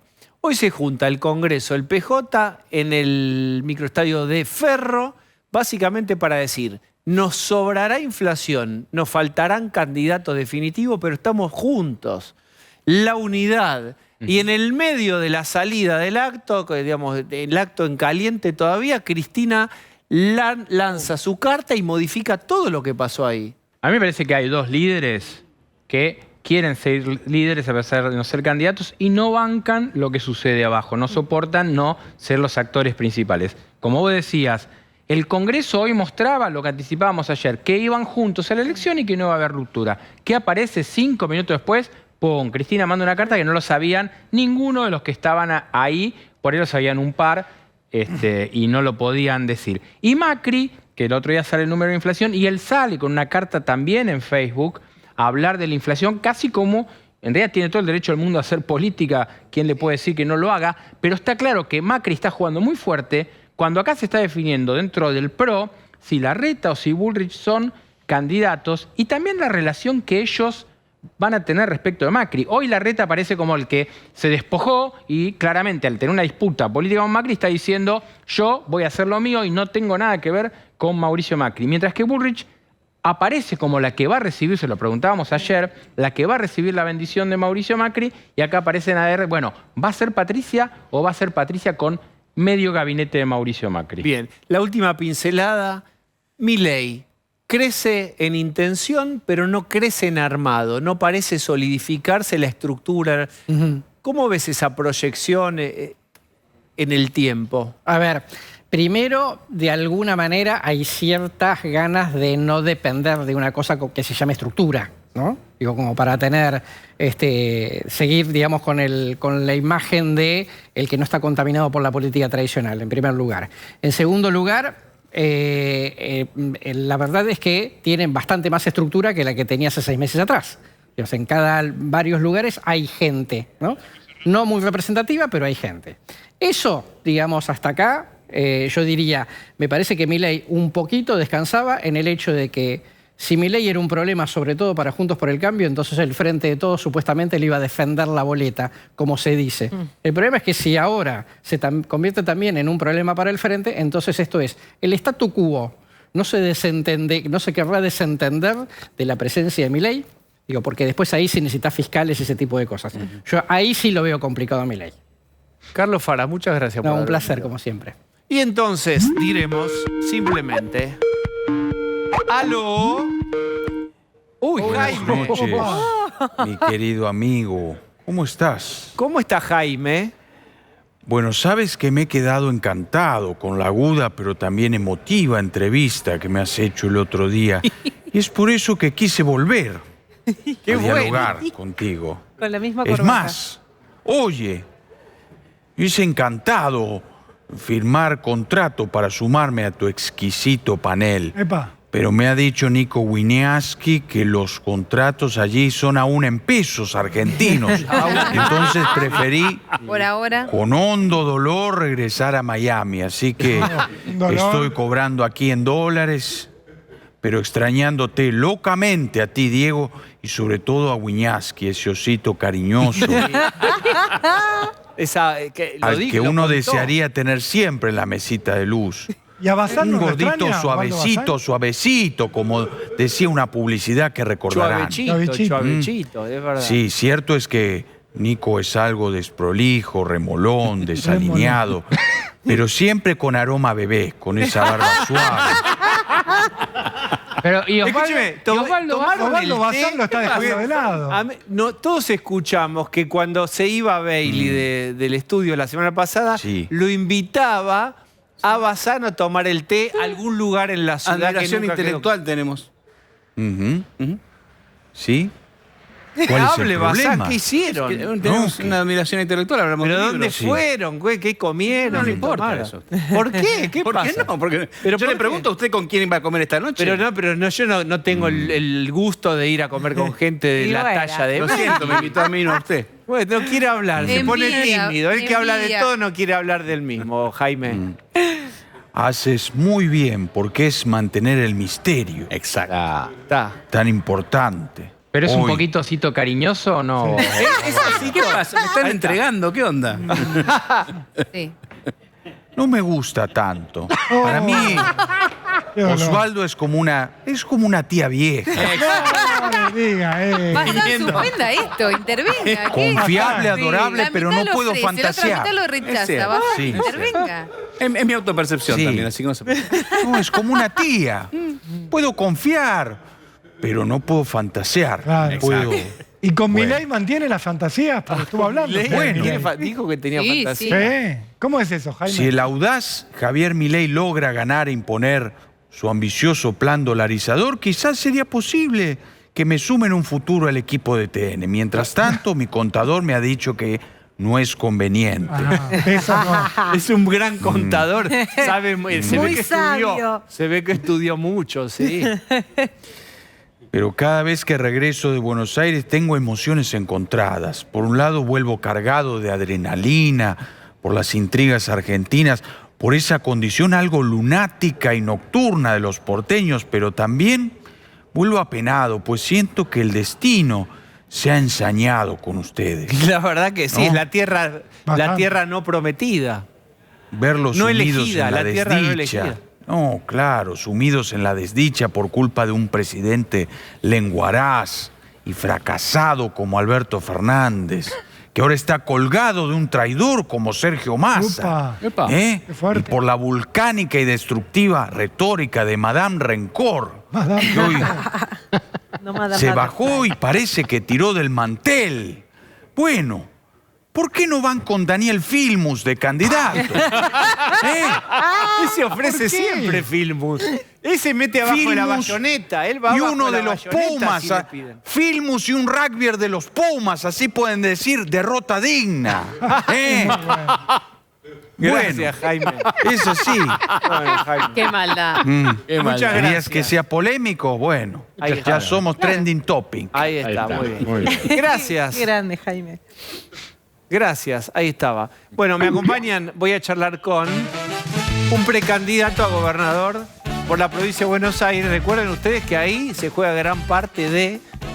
Qué horrible tener que seguir hablando de gobernabilidad. La Argentina, Néstor... Diego? Grindetti. Gusto. ¿No es triste tener que seguir pensando en un concepto como la gobernabilidad? ¿Qué pasa si la provincia no está en poder del mismo que es el presidente de la nación, los antecedentes de la Rúa, que estaba Rucauf, que estén desencajada provincia y nación si no es peronismo? Es un tema, buenas noches, es un tema que realmente trato de combatir mucho, ¿no? Eso de que porque somos de espacios diferentes no nos podemos sentar a hablar.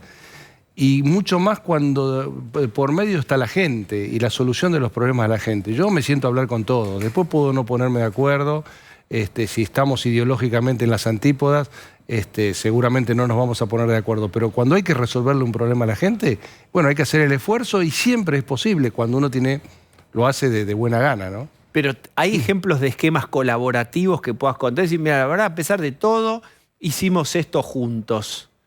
Bueno, yo estos 4 años no son el mejor ejemplo en lo que me pasó a mí con la provincia, ¿no? Porque muchas veces intenté desde Lanús hacer cosas juntos y realmente es difícil. El kirchnerismo tiene esas características, ¿no?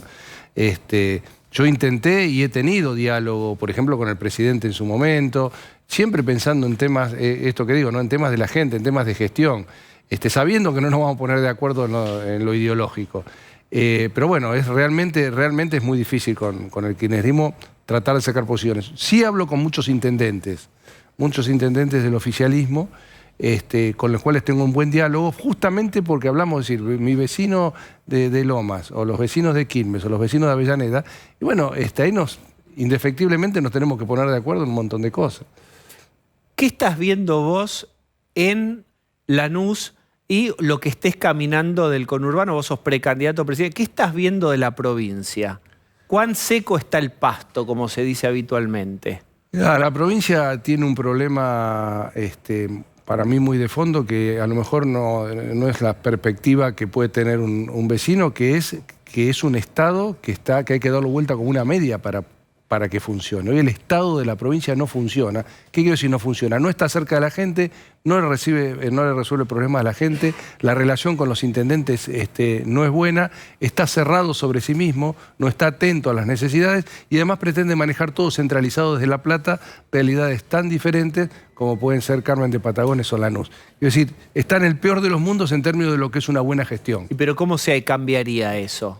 Primero, por lo menos... La capital es en La Plata, el poder está ahí en La Plata. Sí, pero nosotros, por ejemplo, en los planes nuestros lo que estamos desarrollando es trabajar más sobre la autonomía municipal. Para mí, lo que hay que hacer es descentralizar más lo que son las funciones de las áreas de educación, de salud y de seguridad. La policía local puede depender del intendente, debería depender del intendente. Toda la administración, la parte edilicia, la parte de ¿La policía bonaerense podría depender del intendente? Lo que es la policía local, que es para que se entienda, es el vigilante de la esquina, el que hace prevención. Sí, mirá, de hecho... Hoy, un dato que para mí es muy emblemático. Hoy, después que nos han entregado algunos móviles la semana pasada, la policía de la provincia de Lanús tiene 31 o 32 móviles. Nosotros con Seguridad Ciudadana, que no tiene estado policial, que hace prevención, ya compramos 85. Entonces, quiero decir, hacemos mucho nosotros. Entonces, lo que hay que hacer es ponerlo en blanco y negro. Ya que hacemos todo esto, denos el mando por lo menos de la policía local. Creemos que eso va a ser mucho más efectivo. Y además, Diego, es intentar una cosa distinta, porque si compramos móviles, le ponemos la nafta a los móviles de la policía, tenemos 1000 cámaras, 13.000 botones de pánico, le seguimos poniendo y sigue habiendo delincuencia. Bueno, intentemos cosas distintas, debatámoslo. El kirchnerismo el gobierno no se quiso ni sentar a debatirlo esto. Me parece que amerita tener una discusión de descentralización, de nuevo, fundamentalmente, educación, salud y seguridad. Bien, va a aparecer Pablo de León. Grindetti, buenas noches. ¿Qué tal? Buenas noches. Buenas noches. Una pregunta corta y una no tan corta. Aparece su voz. Ahí está. Ahí está la voz de Pablo de León. Ahí está. Te escuchamos. Ahí está Pablo bueno, de León. ¿Qué tal? Ahora sí. Bueno, una pregunta corta y una no tan corta. La corta, ¿qué tiene más ganas Grindetti? ¿De seguir en Independiente de presidente o de ser candidato a gobernador? Mira, para prepararme para ser gobernador me preparé, digamos, los últimos años de mi vida, me preparé mucho para eso, así que es un deseo, es a la edad que tengo y después la trayectoria que tengo, es como la frutilla del postre de una vida profesional y política. Entonces tengo ese deseo, estoy preparado para eso y voy a seguir adelante para eso. Pero Independiente sos hincha desde que naciste. Independiente, soy hincha, 63 años de socio, me cayó esto desde el cielo de ser presidente, yo era vicepresidente. Me propuse 3 objetivos muy cortos para resolver ahora en el corto plazo: el técnico, la asamblea para que defina quién es el presidente y la deuda. Lo estoy trabajando, veremos cómo se desarrollan las cuestiones políticas de aquí a las próximas semanas. Bien, y la otra, Patricia Bullrich tiene 3 candidatos a gobernador. Vos, Javier Iguacel, intendente Capitán Sarmiento, y de la Torre, Joaquín de la Torre. Pero ahora apareció Ritondo. Si ella eligiera a Ritondo, ¿vos qué harías? No, yo me quedo en el espacio, es un compromiso mío con Patricia y además con Cristian Ritondo somos amigos de la vida. Hace 20 años hacemos política juntos, estamos juntos en Independiente justamente, así que yo estaría colaborando. De ninguna manera haría una cosa distinta a hacerlo en el espacio. ¿Qué preferís? ¿Que desdoble Kicillof las elecciones y adelante las elecciones a gobernador o que siga como está?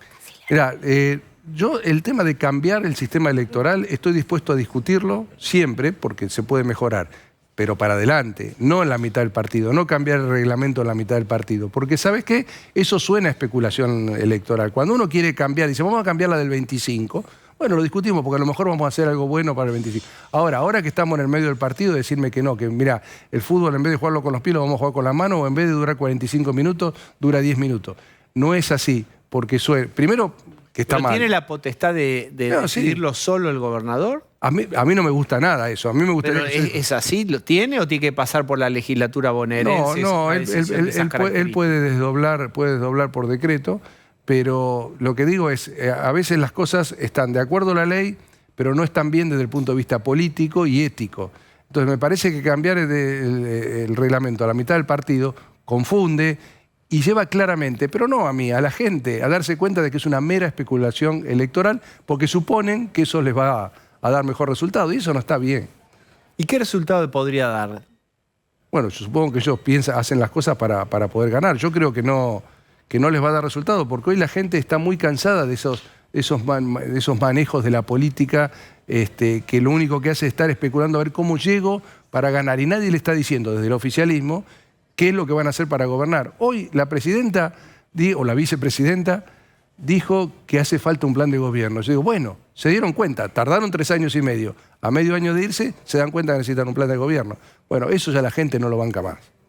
¿Cuánto afecta a la economía la elección del gobernador? Te lo pregunto por qué. Porque, por ejemplo, a Vidal le costó caro el último tiempo de la gestión de Cambiemos y la economía y perdió la provincia. Sin embargo, ahora provincias peronistas con una inflación galopante, todo lo que sabemos catastrófico de la economía, igual sostuvieron la gobernación, signo peronista. ¿Cómo lo explicás y qué efectos tiene? Yo creo que, no soy especialista en las provincias, pero evidentemente hay sistemas políticos casi feudales en algunas provincias que hacen que estén instalados de una forma que los lleva a ganar elecciones locales. Y la cuestión macroeconómica tiene que ver más con la cuestión país, no lo macro. Bien. Vos tuviste, entiendo que tenés mucha proximidad con Mauricio Macri. ¿Cómo ves esta nueva etapa de Macri habiéndose corrido de una candidatura? Yo personalmente, para mí es un referente indispensable en el espacio político nuestro y en el país.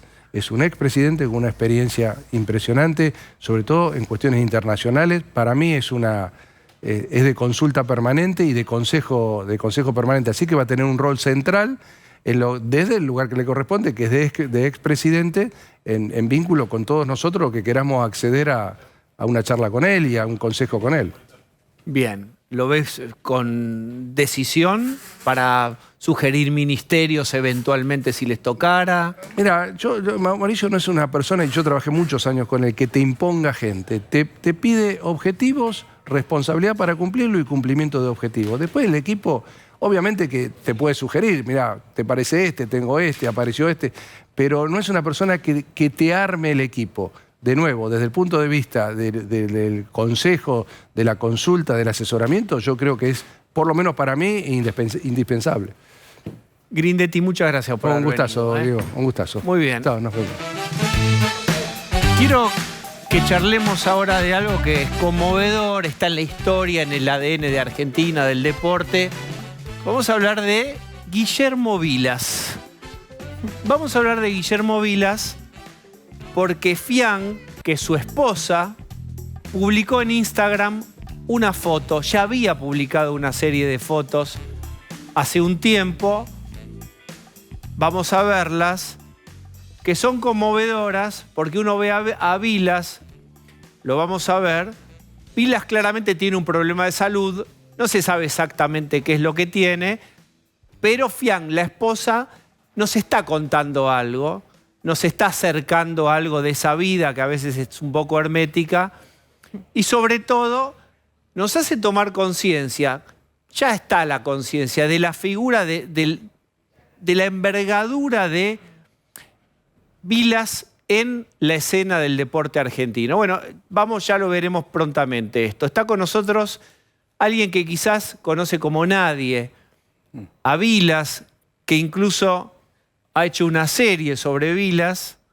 Es Eduardo Pupo, periodista deportivo, casi de los que más saben, uno de los que más sabe de tenis en la Argentina. Eduardo, bienvenido. ¿Qué tal? ¿Cómo están todos? ¿Qué tal? Muy bien, muy bien. Muy bien. Eduardo, vos, hay en Netflix algo para ver que es una maravilla.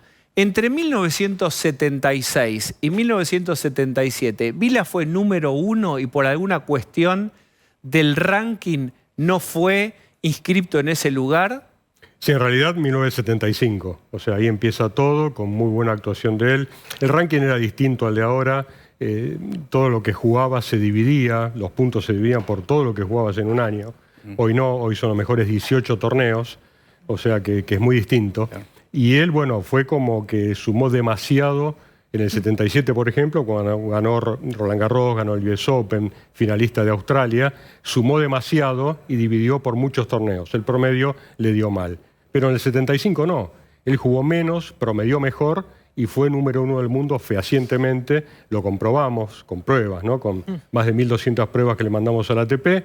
Estuvimos viendo más o menos unos 540 torneos, 22.500 resultados. Bueno, de ahí salió, después de intervenir con 1.117 jugadores, salieron todas... ¿Y por qué no trabajo? ¿Cómo se llama el documental, película? Sí, el documental es Vila, serás lo que va a ser o no serás nada. Vean esto, y es increíble y lo que trajo Eduardo, pero vean esto. En cada cosa que había le tenía que encontrar la vuelta.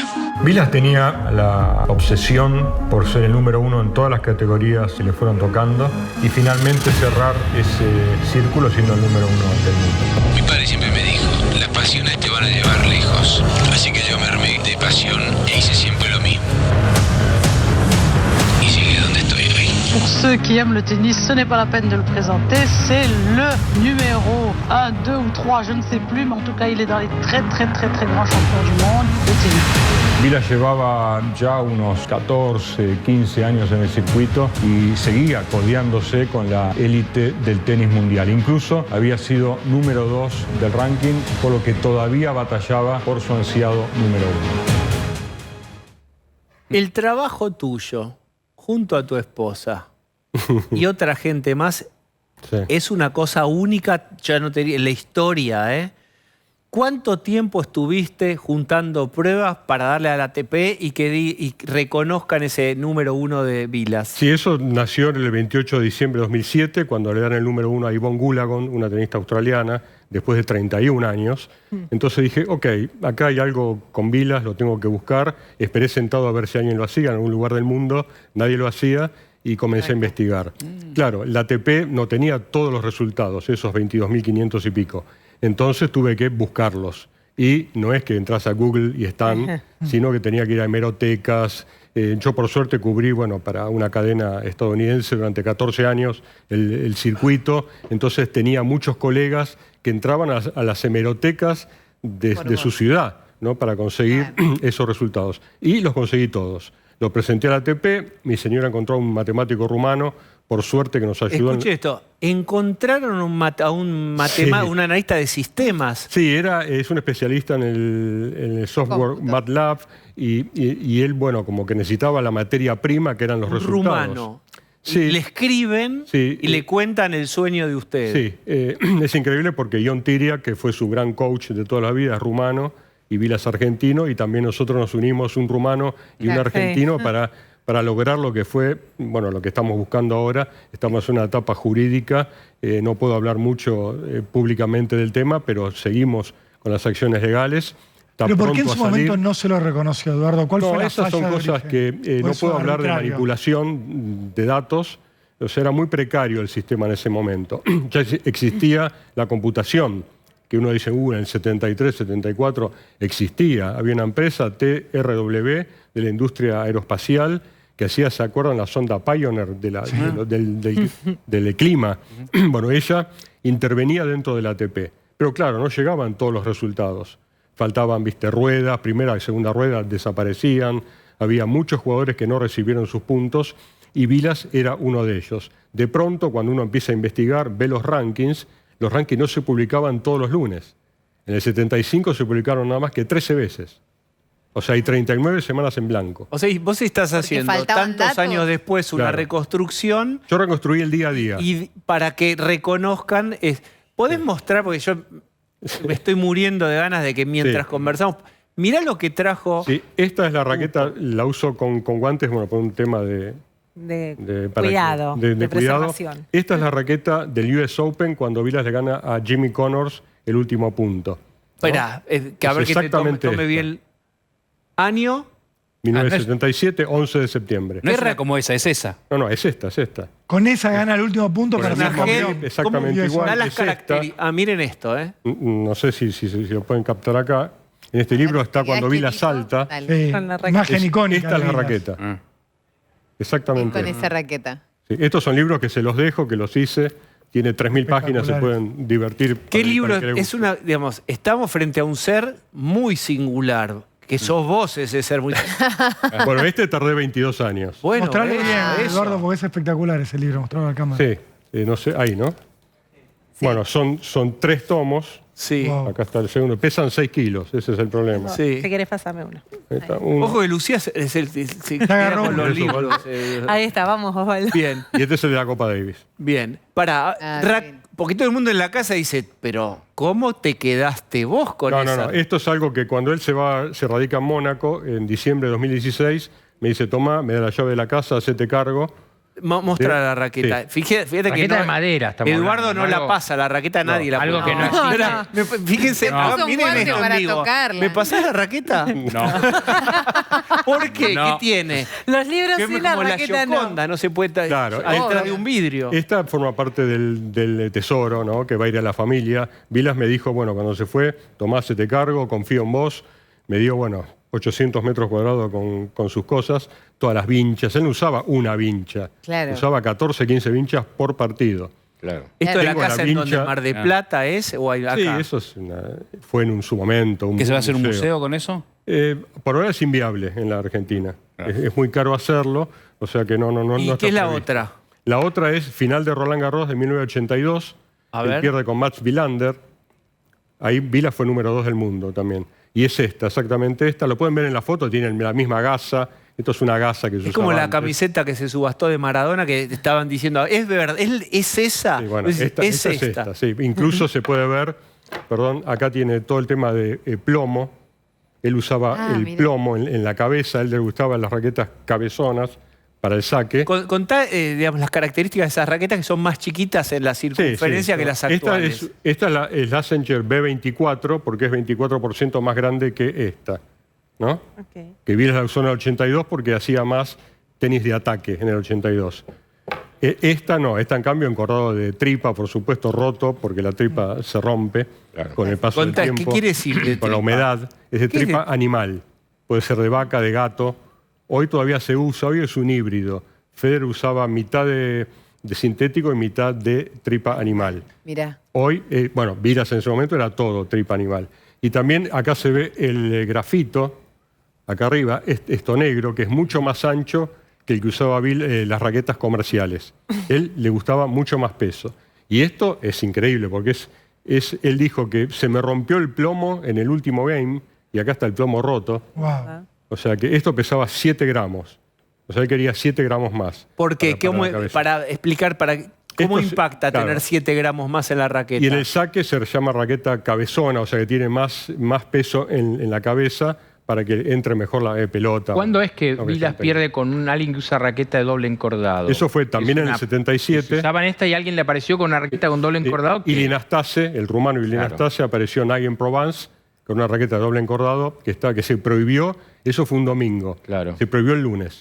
Pero antes le ganó. Él perdió, abandonó ese partido porque no quiso jugarlo. Él dijo que estaba cansado, tenía un problema físico, pero en realidad no quiso seguirlo. Perdió 6-1, 7-5, era al mejor de 5 y abandonó. Eduardo, ¿y Sí.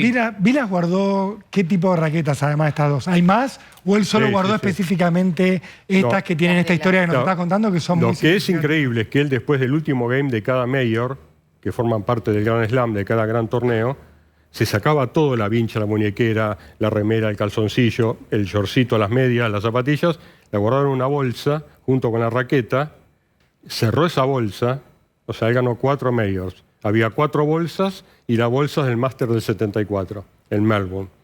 Y él cuando se fue a vivir a Mónaco, yo le pregunto, ¿dónde están esas bolsas que vos me contabas para un libro que se está haciendo?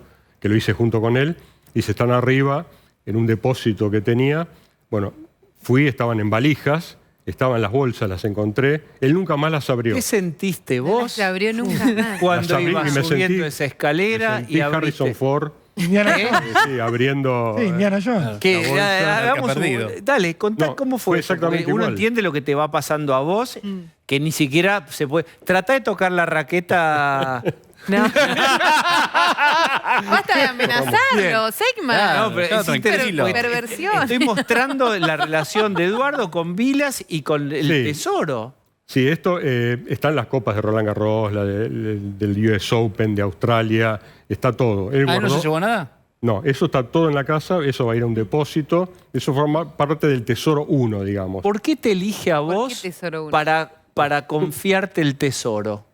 No sé, o sea, yo cuando lo conocí a él en el 76, en una exhibición en Luna Park, que me metí como estudiante de periodismo, me metí y dije, hola, ¿qué tal? Le hice una pregunta, justo había perdido, le había ganado a Ion Tiriac en la exhibición, 9-7 en el tercero, wow. Y yo con 19 años le dije, señor Vilas, ¿usted usa estos torneos para practicar en vez de para ganar fácil, como le puede haber ganado a su coach? Y me miró diciendo, vos tenés algo en la cabecita, no arreglé el partido con él, si lo que insinuás, se dio vuelta, dio como no mirándome más, diciendo, ¿y este quién es? ¿No? Bueno, así empezó mi relación. 0-1. Y terminó con dándome la llave de sus cosas, pero realmente lo que siento es que él me dijo, quiero que vos cuides todo, como lo digo en la película, en Netflix, y siento que no corresponde. O sea, siento que esto lo tienen que tener sus hijos, por eso estoy haciendo un inventario con lo que es el Tesoro 1. ¿Por qué Tesoro 1? ¿Cuál es el Tesoro 1? Claro, el Tesoro 1 es esta raqueta, no hay una de estas. Exactamente, hay como 30, pero que la fue usando, él usaba una raqueta en un torneo, usaba más o menos 15, porque se van rompiendo, hay raquetas rotas, bueno, es lo que va pasando, fisuradas. Entonces, el Tesoro 1 es lo que está en la bolsa, en esas bolsas, ¿no? Que lo fui guardando, y todo lo más emblemático que él me dijo. O sea, está, por ejemplo, se robó la tapa del locker de Roland Garros en el 77, wow. la destornilló y se la llevó. Genial. Claro, está en el... Bueno, acá no está, pero no se ve. El cartel marcador de Vilas Connors, Vilas y Connors, eran de chapa, eran así. Bueno, eso se lo robó Juan Carlos Pérez Loazó, que en paz descanse, pero fui a cubrir ese torneo y cuando desarmaron, vio eso, robó el cartel, se lo llevó a su casa durante 20 años y después se lo regaló a Vilas. Eso también está dentro del Tesoro 1. El Tesoro 2 es el resto de las raquetas. Sí. Él, en realidad, cuando yo fui a hacer el libro, fui 96 veces a la casa durante 3 años. El libro es la biografía de Vilas. Son 600 páginas, biografía por un lado y la investigación mía por otro. ¿Pero todavía no salió? No, eso va a salir cuando yo termine con la ATP. ¿Pero cuántas páginas? Porque vos sos... Yo soy larguero. O sea, larguero, te iba a decir. Este libro de 22 años, el de Vilas empecé en 2014. Yo en realidad parezco de 90, pero tengo 150 años. Un poquito más. Pero ese libro creo que es injusto que salga hoy sin que la resolución esté ya lista. ¿Y cuánto le falta a la resolución? La resolución estamos, ya no puedo hablar mucho y hablé con el abogado. No, pero justo, por procesos técnicos y demás. Calculamos que tiene que salir este año. O sea, después de 7 años de ida y vuelta, ida y vuelta. ¿Qué dejó alguien como Vilas en el tenis? ¿Qué vino a enseñar, a irrumpir, a marcar? Sí, el tenis ya existía en la Argentina, no es que Vilas inventó obviamente. el tenis. Porque los estadios se llenaban, Copa Davis se llenaba, el República se llenaba con gente, pero era cerrado. Lo que él hizo es abrir todo. ¿Qué es decir cerrado? ¿De élite? Era para élite, para un grupo reducido, o sea, de gente con más poder adquisitivo que traía estos elementos desde Europa, porque acá no había poquitas raquetas. Entonces Vilas lo que hizo es, en una Copa Davis en el 74, dijo, yo no juego la Copa Davis si ustedes a la Asociación de Tenis no abren el Buenos Aires Lawn Tennis al público en general. Porque antes las entradas se vendían a los socios de clubes de tenis, no al público en general. Ustedes no podían ir. Si eran socios de un club, sí. Entonces él dijo, yo no juego. Entonces abrieron una puertita en el fondo de Buenos Aires, donde está una cancha de fútbol frente al lago de Palermo. Claro. Había una señora, la señora Leticia, que la de Buenos Aires Lawn Tennis, y vendió las entradas. Había cola hasta Lisandro de la Torre. Entonces ahí se abrió el tenis. La gente gritaba ¡gol! Porque no estaba. Entonces ahí a Vilas le dijeron, vení, mirá tu gente, si vos popularizás esto, mirá lo que está pasando. Y él dijo, ok, van a aprender. O sea, deme más tiempo. Bueno, pasó lo que pasó, explotó un boom en el 74, se empezaron a vender raquetas, clubes de tenis, centros privados, libros, periodistas de tenis, radio, coberturas. Espera, es fascinante. Hacemos una tanda y peloteamos un rato más con vos. Dale, vamos. Estamos con Eduardo Pupo. Yo quiero que ustedes observen este detalle, porque Vilas fue muy detallista y muy obsesivo para entrenar, pero su biógrafo no es menos obsesivo. ¿Por qué tenés ese guante? Mostralo. Sí, esto es en realidad para cuando yo le llevé, cuando se hizo la película en Netflix, le llevé 5 raquetas de estas que estaban en una baulera en París, que quedó una baulera de una casa de él, y le llevé 5. Y cuando las vio, bueno, dijo, uy, es espectacular. Dice, no, que no se rayen, cuidalas, por favor, y me la devolvió. O sea, a las 5 raquetas, dice, llévatelas y cuidalas. Entonces ahí dije, o sea, para él es algo como religioso casi. Sí. Entonces, y vos lo tocás con guantes. Sí, sí, siempre la manipulación mía es con guantes. Y con toda la ropa, con todo. Llevo guantes. Mostrá porque estamos también perfilándote a vos. Tengo guantes siempre nuevos. Es algo que solo he visto con la Copa del Mundo, que usan guantes para mostrar la Copa del Mundo. Sí, del después fútbol. la usa cualquiera y la usa. O sea, no es que se va a romper o algo, pero es un detalle como de respeto. Respeto hacia algo. Claro. Como él dice, cuidalas y yo las cuido. Mira lo que te pregunto. ¿Tenés raquetas? ¿Tenés guitarras de Vilas Músico? Sí, él en realidad también estaban... Él tenía guitarras de Mark Knopfler, de AC/DC, de los Stones, firmadas, no todas. With Villa. Él tocó con algunos de ellos. To Villas with Love, ¿viste? Bueno, Keith Richards. Bueno, el libro el que hicimos con él, que es algo lindo también, el prólogo lo hizo John McEnroe, que creo que lo conocen. Sí, claro. Y el epílogo, que yo dije, mira, ¿con qué cerramos? Esto todo está hablando de 2016. Un libro que recuerden no salió todavía. No. Y le digo, ¿quién te gustaría? A mí me gustaría por ahí un jugador. Yo pensaba en el tenis, ¿no? Bjorn Borg, por ahí Jimmy Connors, le digo, que está con el temita del ranking, que fue el que te birló un poco el tema. Y me dice, ¿y de música? ¿Quién se te ocurre? Y con una mirada cómplice. Y ahí caímos que tenía que ser Keith Richards, que es muy amigo de él, de los Stones. ¿Lo hizo él? Lo hizo. Wow. Todavía está inédito todo Ay, eso, necesitamos Eduardo. que ese libro salga. Es tremendo. Hizo el disco con Spinetta, ¿no? ¿Te emocionás? Sí, te emocionás con esto, sí. Sí, porque fue, digamos, como él como que lo quería mucho el tema, o sea, lo ama a Keith Richards, convivió mucho con él. En cada gira de los Stones él iba como quinto Stone, pero no era, ¿no? Pero estaba en todo momento. Pero también todo tiene que ver las emociones con el tema de la cercanía, de estar tanto tiempo con él. Yo no viví toda la etapa de la del US Open, llegué 2 años tarde como periodista, pero después cubrí mucho de él hasta el 85 más o menos, cuando ya él empezó a jugar peor. Entonces como que me quedó como un sentimiento, bueno, ¿qué hago más por él? Y sale lo del ranking, que fue fortuito, y yo dije, voy a empezar a investigar, y no quise decirle nada. ¿Qué es el para vos que vos necesitaste hacer algo tan grande por él?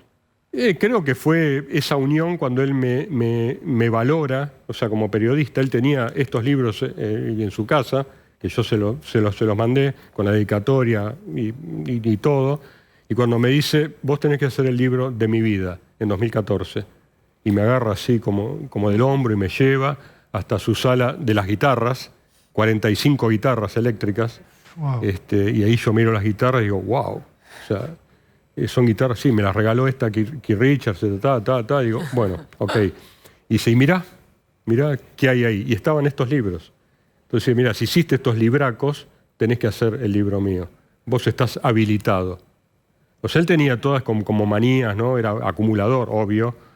Lo heredó de la madre. Y también tenía muchas manías con el periodismo. Él se enfrentó mucho con el periodismo, con la dirigencia, ¿no? Pero siempre él siempre con su temática, o sea, él quería ser el número 1 del mundo. Él dijo, cuando yo me enteré de la trascendencia de lo que era ser el número del mundo, no me servía nada más, solamente ser número 1 del mundo. Entonces dije, esas eran como que él me estaba tirando letra para que yo haga todo esto. Bueno, Eduardo. Y lo terminé.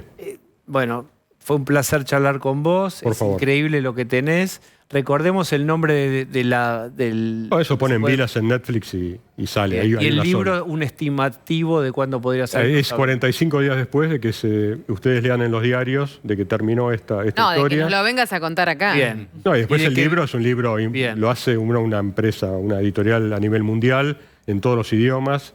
O sea, Bien. va a ser un libro grosso. Muchas gracias por haber ustedes, venido. A ustedes, gracias. Somos grandes. Hasta mañana.